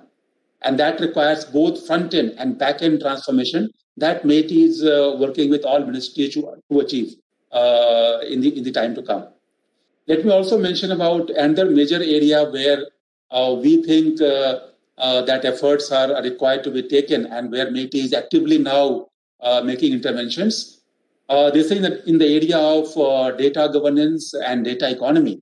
As we are all aware, MeitY has brought in a new legislation, which is now in the Parliament for consideration. This is the Personal Data Protection Bill, where the goal is to bring a data governance framework within an overall legal foundation, where the IT sector, the IT businesses, they would be able to handle data from our citizens in a more responsible manner. And with this legal framework in place, India would also be considered to be fulfilling the norms of adequacy that some countries now require, especially the European Union. And with that norm being fulfilled, with that legal framework coming in place in India, Indian businesses would be able to get more business from abroad. They would be able to grow their projects and businesses to much higher levels. And that should give a major boost to the growth of the Indian IT sector, which I think will be really helpful to the growth of the economy and in achieving the goal of $1 trillion digital economy in the next 5 years. Also, we are actively working with the state governments to really realize the overall vision of the Digital India program, which was launched more than five years ago, with the goal to really ensure that in all domains of governance, in all domains of economy, we make meaningful digital technology-based interventions to make the concerned sectors, concerned domains more efficient in terms of its own operations, and also more efficient and citizen-friendly in terms of offering its services to the stakeholders. I'm sure that with these efforts, the overall vision of $1 trillion digital economy, we should be able to achieve in the target time frame that we have set for ourselves. And in that endeavor, let me again emphasize the point that MeitY's organizations like C-DAC and other entities, they have contributed very significantly. And in the time to come, their contributions are going to assume even more importance. They will be even more significant in terms of really ensuring that we can take advantage of our capabilities in new and emerging domains, and in also the area where we can really allow the wider ecosystem consisting of the private sector, the state governments, and other entities to take advantage of what MeitY has been trying to really accomplish. So let me convey my best wishes again to C-DAC and all people associated with C-DAC for the 34th Foundation Day. And I would really convey best wishes for achieving even greater heights by C-DAC in the time to come. Thank you so much.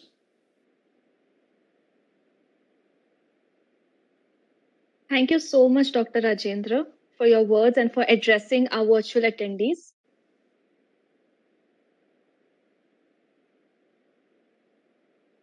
Talking about technology development, today we are pleased to have amongst us Padma Bhushan Dr. V.K. Saraswat, member, Niti Ayog and Chancellor, JNU. Dr. Saraswat, an eminent missile scientist who has spearheaded the development of the country's strategic and tactile missile systems. Divya, I He is think the we'll start with the job. Thank you very much for the intro. Okay, sir. Yeah, we'll keep No it problem. as.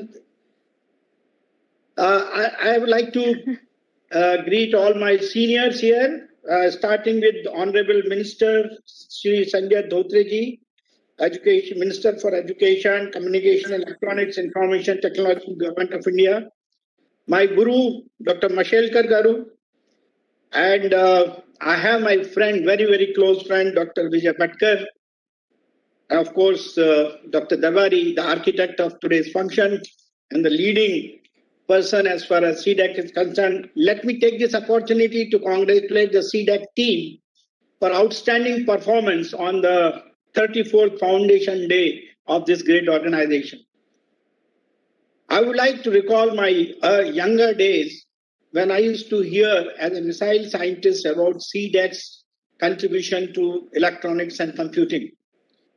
Because I was suffering from a very serious syndrome in those days of technology control regimes, and the basic integrated chips which were needed for manufacturing for designing the computers for my missile were denied. So I used to wonder what we should do, how we should perform a magical task of guiding and controlling missiles without these kind of chips. And then I came to know that there is an organization called C-DAC, and I think in those days Dr. Bhatkar was working on the supercomputer. So I used to wonder, if somebody can make a supercomputer, why is it that I can't get a embedded computer done by it? That was my ignorance. That was my ignorance at that point in time.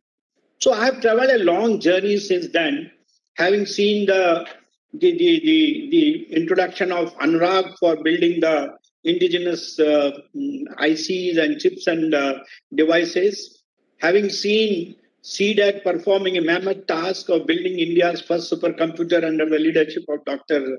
Bhatkar, and also seeing the development of large number of missiles under the leadership of my another guru, Dr. Kalam, and others who have been responsible for taking the technology landscape of this country, what it was in 1970s when I joined as a young scientist, to what it is today, where we can talk of tremendous achievements in all fields of technology, which were once upon a time denied to us. And today we can say that we are quite self-reliant in all of them.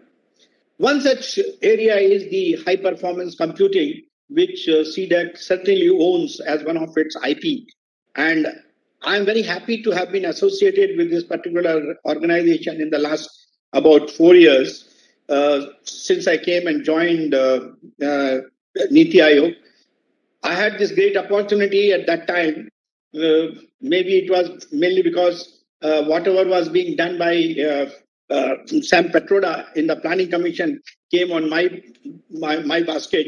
So I became the chairman of the Empowered Committee for the Foundry, and also a new program was emerging at that point in time of Indian microprocessor. So somebody thought that this is a guy who used to complain about not having microprocessors in the country. So let us make him the chairman of the committee to decide how to make the microprocessor. So I was made the chairman at that time, and I started looking at what best we can do to make indigenous microprocessor for meeting the futuristic requirements. Very interesting episode happened. Dr. Manna was the director at that point in time, Director General at C-DAC at that time, and I found that there was a program which was called Vega to be done, but very very limited kind of a performance indicators. And I realized that if India has to really look at the futuristic systems, I think this small, very narrow image, narrow vision will not help. So after working on Dr. Manna and his team for almost about a year, we evolved a roadmap for building the India's microprocessor program. And you will be very happy to note, those who are not involved in this, that today C-DAC is pioneering one of the 4 core microprocessor for the next generation of computers in our country.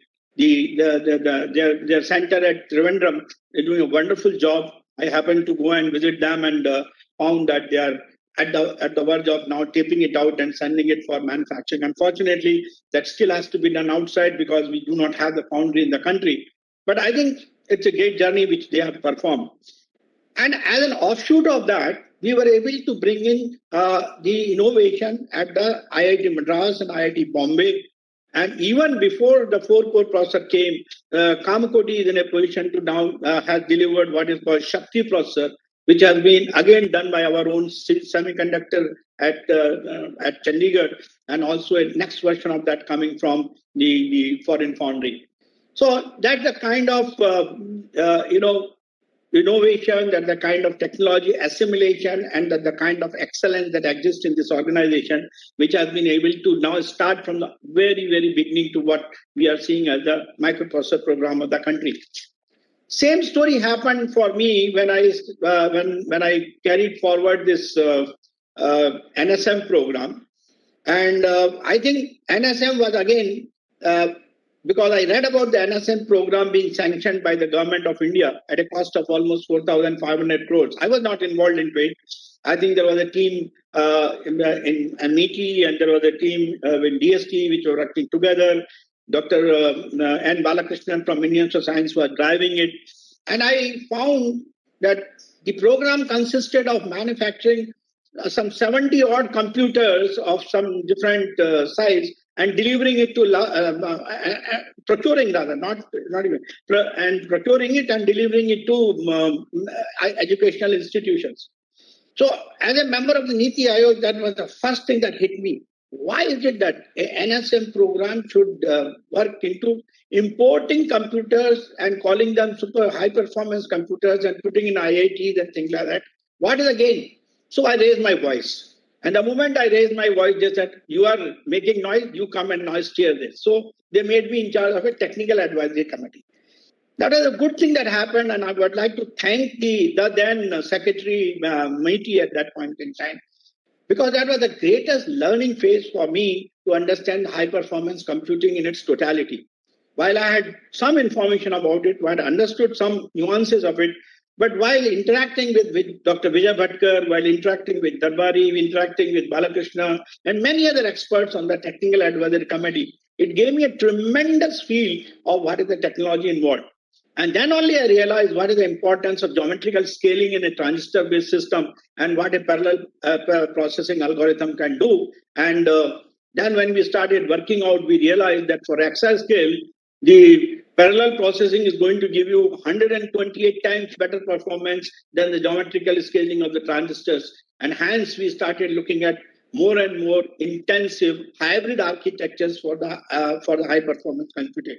I still remember we had a dialogue for almost 3 months. What should be the percentage of CPU and GPU in the combination of HPC to arrive at a most optimum configuration? And you will be surprised to know that at that point in time, the most of the users of the HPC did not want a parallel processing architecture, because they were all used to heavy compute system of architecture, using serial computing processes, using the foreign supplied CFD and FEM and CAD/CAM packages, which are basically opt-in or licensed, and they were using them, probably not making many modifications that. So there was a big resistance on them to actually switch over to the parallel processing. So we told C-DAC, why don't you make a system by which a parallel process, a serial algorithm can be converted into parallel processing through? So they developed a nice compiler. And I think that's one of the good things the C-DAC has been able to do to break this kind of a wall which was coming. And today, along in that program, we were able to initiate large number of application development programs, what we call as a software programs, under all walks of the science, whether it was molecular dynamics, or it was genomics, or it was drug diagnosis, or it was CFD, or oil and gas recovery. Variety of disciplines, almost about 20 to 30 software application programs are identified across the country.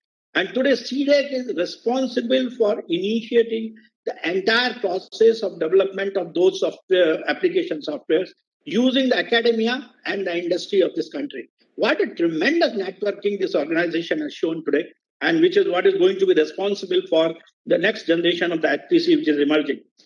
Coming to the hardware front, when I saw this, fortunately, we could realize that we can have 30-70, that is 30% GPU, 70% CPU still. But the first system that has come out with that configuration, which is now almost 650 teraflops, the idea was I did not want C-DAC to continuously manufacture it in their own oven. So we said, no, we are going to have the industry. And we went out on a hunt in the industry, and I said, it has to be an Indian industry, we should get it done in India. And sir, you'll be surprised today. This particular computer is being manufactured in Chennai based on the designs given by C-DAC and completely indigenous. This is the way it is. This whole industry and C-DAC partnership has helped. Of course, we have the chips and all that coming from the outside. But the fact remains that today, what Mr. Dr. Darbari was mentioning, the phase 2 of this program has got even the motherboards designed by the C-DAC, even the complete software done by C-DAC, except for the manufacturing done in India, except for the components coming from the foreign industry. So that is a kind of scale up of the technology of C-DAC has taken place in the last about just 4 to 5 years. From what Dr. Bhatkar has set up the foundation, that foundation has really become a strong building now, which is actually making a great inroads as far as the high performance computing is concerned. We did not stop there. We started saying that now we can't be looking at only the chip which is coming from some particular Intel or something. So we said, now let us start looking at how do you make a Indian chip which will be used in my exascale computing system. Because our whole purpose of NSM is to reach the exascale by the end of 2023. If that is where we have to go, it has to be with our kind of a system. And fortunately, the Department of Electronics supported us, Department of Science and Technology supported us, and today we have a program with them in which our own, using their dies, we are getting our own chip done, and that is what I think Dr. Darbari mentioned, which will be used in our exascale computing program, which will give us the kind of, and the architecture what we are evolving is, which will give us 128 times performance initiated through the parallel processing and almost 8 times the performance in the transistor scaling. That is the kind of performance we'll have with almost 3D memory stack, localized memory in that, all the interconnects, and things like that. And the most important thing which we are working today on technology is to introduce silicon photonics in that to reduce the latency in communication and also reduce the power requirement. Our aim is that from so many megawatts, what we are talking of, we should come to less than 15 to 20 megawatts for an exascale computing system. That is a goal which the C-DAC is now setting for the next systems which are going to emerge from this particular center. Then, in between, NITI Aayog has been working on frontier technologies. And among the frontier technologies, one of the policy initiatives which we have taken is on the artificial intelligence. You might have seen the artificial intelligence policy paper which has been initiated by us. That demanded that we should have an AI-based, AI-enabled supercomputing system. And that supercomputing system also, fortunately, we did a course correction. And that is what I think Dr. Darbari mentioned, Param Siddhi, which was the first step in the AI-based supercomputing system, which is going into the petaflop, AI petaflops. So that is one thing which has already been reckoned in the 50th or 51st place in the first 500 computers in the country. That is the kind of thing that has emerged. So I would like to congratulate Team C-DAC for this outstanding performance in this particular front also. Now, with this as a building block, with this kind of thing, I think the market for C-DAC is very, very wide and open. It's not only in the segments which he is talking of, but just this segment of HPC, I'm telling you, if you continue to maintain your journey and upgrade your skills and technologies in this direction, you have a $30 billion market waiting for you, because the Indian manufacturing and Indian system of software development and applications is going to be the cheapest imperative available to the world community. And I think we should cash on this. We are going to have a $30 billion market which is waiting for you, and that is what we should look at. And with this silicon photonics, which is going to emerge as one of the major technology imperative in this, we will be in a position to get the best computer fit as far as the future processes are concerned. Another thing which can be exploited using the present day technology is the data center growth in the country. The data center growth in the country is going to be so excessive as per the Niti Aayog's estimate for the complete digitalization program of the country. We will need more than about 1 lakh data centers in the next 5 years. If that is what we are looking at in all the disciplines, I think we need more than 1 lakh servers, And mind it, today all servers are being imported in this country. So I have given a challenge now. Why is it not using the Rudra board what C-DAC has got? Why that cannot be converted into a server, which is the Indian server, which will give you tremendous advantage, both in terms of the network security, because that is what is the most vulnerable point, and that will also give you Atmanirbharta, that is what our Honorable Prime Minister has been talking about. And certainly, we will have tremendous export potential. And so this is another journey which I think C-DAC should be in a position to really perform, and that will give us the necessary edge as far as this area is concerned.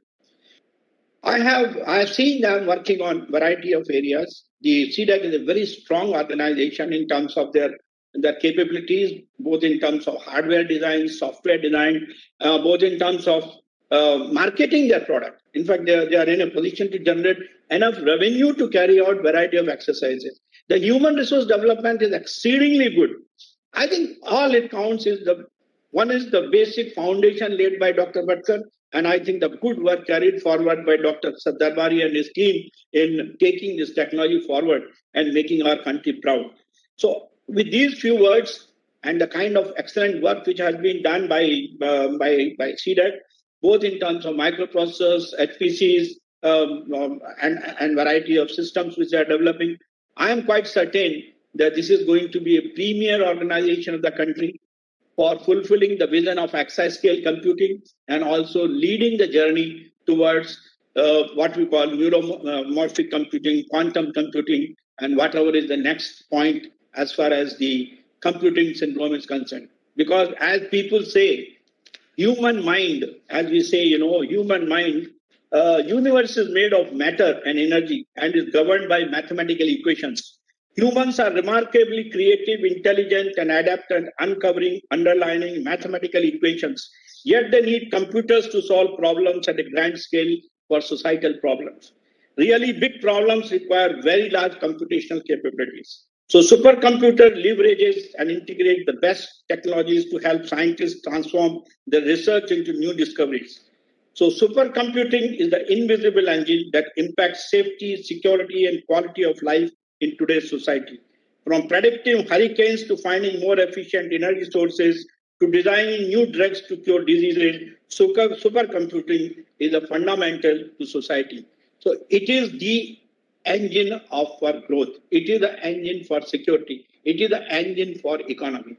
So let us all support C-DAC to make it a robust, strong organization with their initiative and the support of all of us. I hope and I wish that C-DAC will emerge the winner all the way. Thank you very much and wish you all the best. Thank you so much for your words, sir. In the increasingly technology-driven environment, C-DACians are keen to provide solutions that are relevant to our societal dynamic needs. We are pleased to announce the launch of 3 such products developed by C-DAC. In the list, the first product is Parade, a parallel development environment that helps to create parallel applications on HPC platforms. The next product is CAPC GPU, C-DAC Automatic Parallelizing Compiler for GPU, innovative software for fast and effective code parallelization. May we have the AV for Parade and CAPC GPU products, please? Welcome to the launch of C-DAC's high-performance computing software solutions. Parade, the parallel development environment, and CAPC, C-DAC's automatic parallelizing compiler. Parade is an IDE, an integrated development environment, for hybrid parallel applications, using C, C++, Fortran, OpenMP and MPI. Parade supports multiple paradigms in a single project. It also provides automatic compilation and makefile generation. It supports easy and assisted cluster job submission and execution, MPI debugging, and application profiling. Parade improves the productivity of application developers as an anytime anywhere and single-stop interface to develop the HPC applications. CAPC stands for C-DAC's Automatic Parallelizing Compiler. It automatically converts sequential programs to equivalent parallel programs for seamless execution on target parallel architectures. CAPC analyzes the input sequential program for potential parallelism and generates parallel code that runs faster on the parallel hardware architectures. CAPC is very useful for novice programmers to jumpstart developing parallel programs for modern parallel architectures. It is highly beneficial for application developers to parallelize their sequential legacy codes.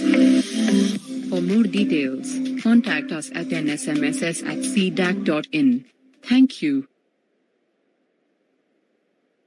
We congratulate all the team members involved in creating Parade and CAPC for their efforts and perseverance.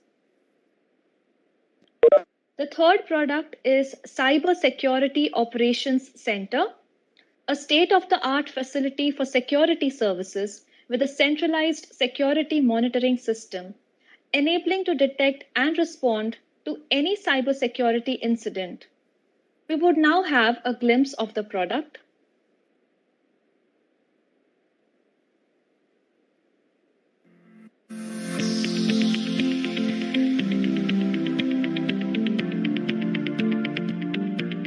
As the world becomes more digital, threat proliferation has also increased manifold. Today's cybersecurity attacks are well crafted, sophisticated, and hard to prevent, resulting in loss in terms of reputation, customer base, and trust. C-DAC, with wide experience in R&D in high-performance computing, cyber forensics, artificial intelligence, has come up with a 6,000 square feet cybersecurity operations center at its Technopark campus, Thiruvananthapuram, providing end-to-end security services, including investigation, response, remediation, vulnerability management, and threat intelligence. With the right mix of well-defined process, best of emerging technologies, and highly skilled, passionate manpower with deep domain expertise, the Cybersecurity Operations Center shall provide better visibility, control, and situational awareness. The next generation managed security services will help to detect, protect, and mitigate threats that affect the IT infrastructure 24/7, 365 days in real time. High-end technology solutions will help in providing comprehensive protection to the organization against constantly evolving threat landscape. The world-class infrastructure at C-DAC has the ability to monitor multiple customer platforms at high speed in real time. C-DAC has the capability to provide technology-driven, multi-layered security to any organization, small or large, across the country. We are proud to dedicate this facility to the nation on C-DAC's Foundation Day. We congratulate all the team members involved in creating Cybersecurity Operations Center for their efforts and for perseverance. Today on this occasion, we also have with us Shri Sanjay Dhotre, Honorable Union Minister of State for Education, Communication and Electronics and Information Technology, Government of India. An engineer by training, a practicing agriculturalist and industrialist, Shri Sanjay Dhotre has remained active in social and political life for last 4 decades. He has been public representative, making his mark at all the important positions held in fields ranging from academics to agriculture to new age technology. He has keen interest in bringing changes in the life of a common man by transforming agriculture in every possible way. He has been an elected member of parliament since 2004. He was also a member of Legislative Assembly of Maharashtra. His parliamentary contributions include the work as a member in various standing committees, including information technology, estimates, railways, rural development, agriculture, and consultative committees in agriculture and defense, business advisory committee, and Indian Council of Agriculture Research. Shri Dhotre held several distinguished positions and was awarded for his outstanding contributions by Maharashtra government, Industry Award for Excellent Performance, and late Shri Vasantrao Naik Memorial Award for Outstanding Work in Agriculture sector. He was the former Vice Chairman of Maharashtra Council for Agricultural Education and Research, Pune, Government of Maharashtra. May I request Shri Sanjay Dhotre to kindly deliver the key address.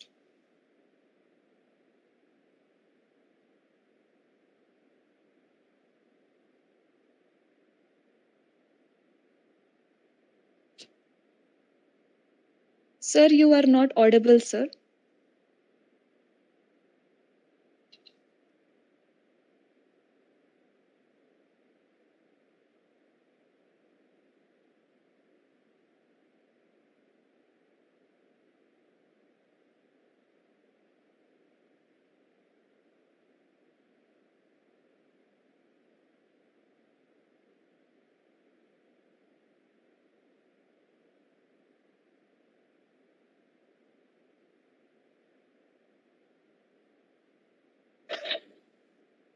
So you are not audible.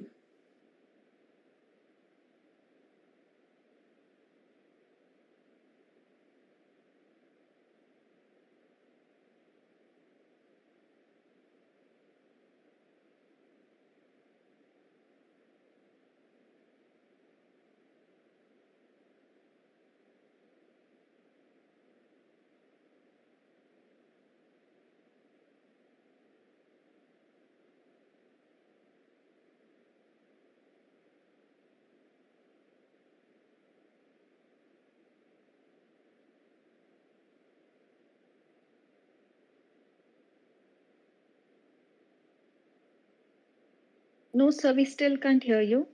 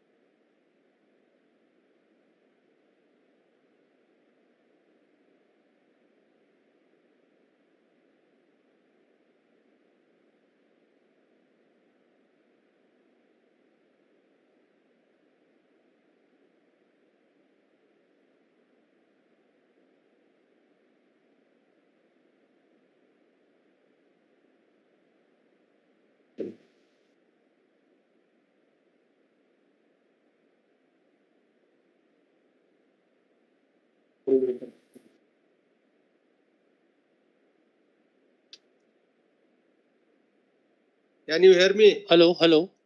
Yes, sir, you are audible now. Thank you, thank you.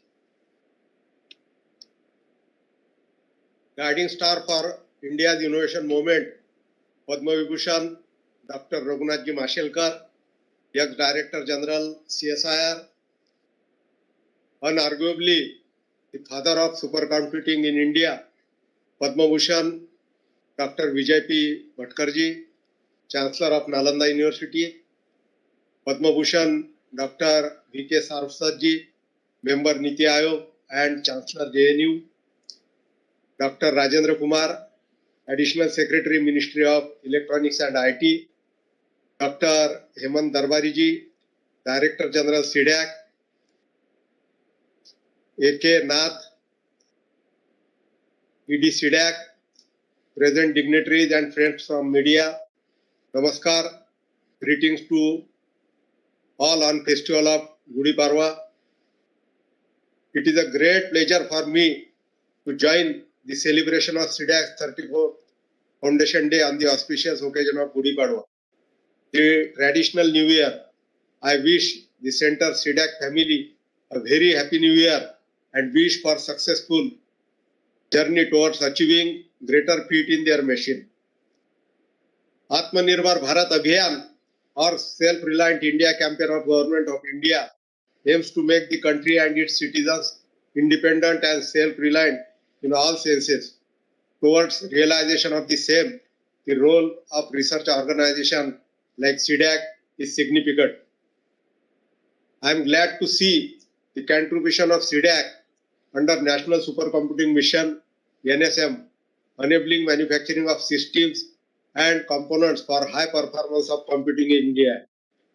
This shall give large impetus toward development of components in advanced technology areas within the country by MSMEs. The contribution of Dr. Vijay Bhatkar sir has been path-breaking. He laid a strong foundation and led C-DAC to give India its first supercomputer. Param, he has keen inclination of bringing Bharat at par with India at all fronts. He visits his hometown, Akola, at least once in a year, keeping his connections with roots strong. He is also steering National Committee under Unnat Bharat Abhiyan to bring transformational change in rural development. Another stalwart present today, Dr. Raghunathji Mashelkar, is also one of the major contributors to this Unnat Bharat Abhiyan. Dr. Mashelkar, who as DG CSIR have many feathers in his cap, be it in research or in innovation. MIT's National Policy on Electronics 2019, NPE 2019, envisions positioning India as a global hub for electronic system design and manufacturing by encouraging and driving capabilities in the country for developing core components, including chipsets, and creating an enabling environment for industry to compete globally. I can see that C-DAC is progressing in this direction very well by developing portfolio of 32-64-bit processors named Vega as a part of microprocessor initiative and offering the same for Swadeshi microprocessor challenged by MIT. Digital India is a flagship program of the Government of India with a vision to transform India into a digitally empowered society and knowledge economy. In line to it, C-DAC is being in premier R&D organization in the ICT area, has been developing solutions towards economic and human advancements. Today we have here Dr. Saraswat, who has been guiding MIT and its autonomous societies on R&D. Recently, I heard and I am very impressed with his views on advanced R&D in material in electronics. I am sure today his speech has inspired C-DAC for better performance in future. C-DAC on one hand is deeply engaged in core research in high performance computing, artificial intelligence, 5G, blockchain, Indian language computing, etc. While on the other hand, it has successfully transformed the lab outcome to benefit the grassroots social impact. Representatives of such national level rollout include emergency response support system for elderly, women and people in distress, e-Sanjeevani, telemedicine, national common mobility card for ease of transportation, etc. For any country to be successful, key focus area are health, agriculture, education. Government expects a lot from C-DAC in this area. In view of National Digital Health Mission, C-DAC contribution towards health standards and devising solutions are important. Similarly, with new education policy in place, the country is set on for a transformative change, including aspects related to pedagogy, comprehensive learning experience, evaluation methodologies, etc. C-DAC's role in developing national level framework and platforms will enable government to effectively reach out to common man. Agriculture is the foundational element of any economy, and adoption of sensor-based technologies, wireless communication methods, local language enabled advisory, AI-based prediction and forecast, intelligent analytics for decision making could enable from technological sides. C-DAC, with its expertise in quality assessment in agriculture produce, IoT-based solutions, speech technologies in local language, is well poised in developing these enabling technologies. In my closer interactions with discussion at C-DAC, I must mention that C-DAC is effectively carried out the research and development in line to national initiatives of Government of India and is deploying indigenously developed solutions benefiting masses. C-DAC is a true convergence of education, electronics, and IT and communications. Dr. Hemant Darbari, as DG and being founder member of C-DAC, is well conversant with the C-DAC strength and roles in all strategic areas of national importance. Under his leadership, C-DAC has been very enthusiastic and instrumental in bringing out changes in this field. His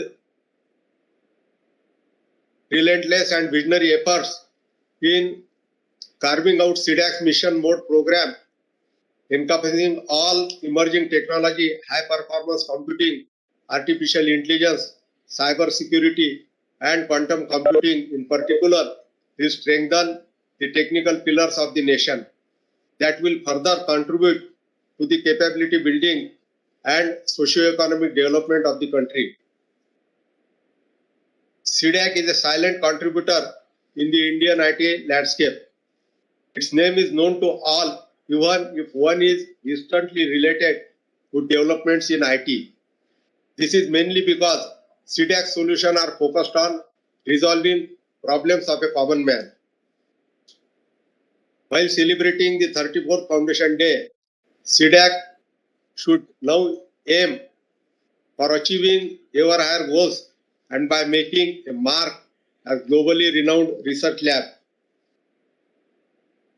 This would need a collaborative and synergic approach with academia, R&D, startups, and industry. I wish the entire C-DAC family a very happy new year and towards achieving greater feat in their mission. Thank you. Namaskar. Jai Hind. Thank you so much, sir.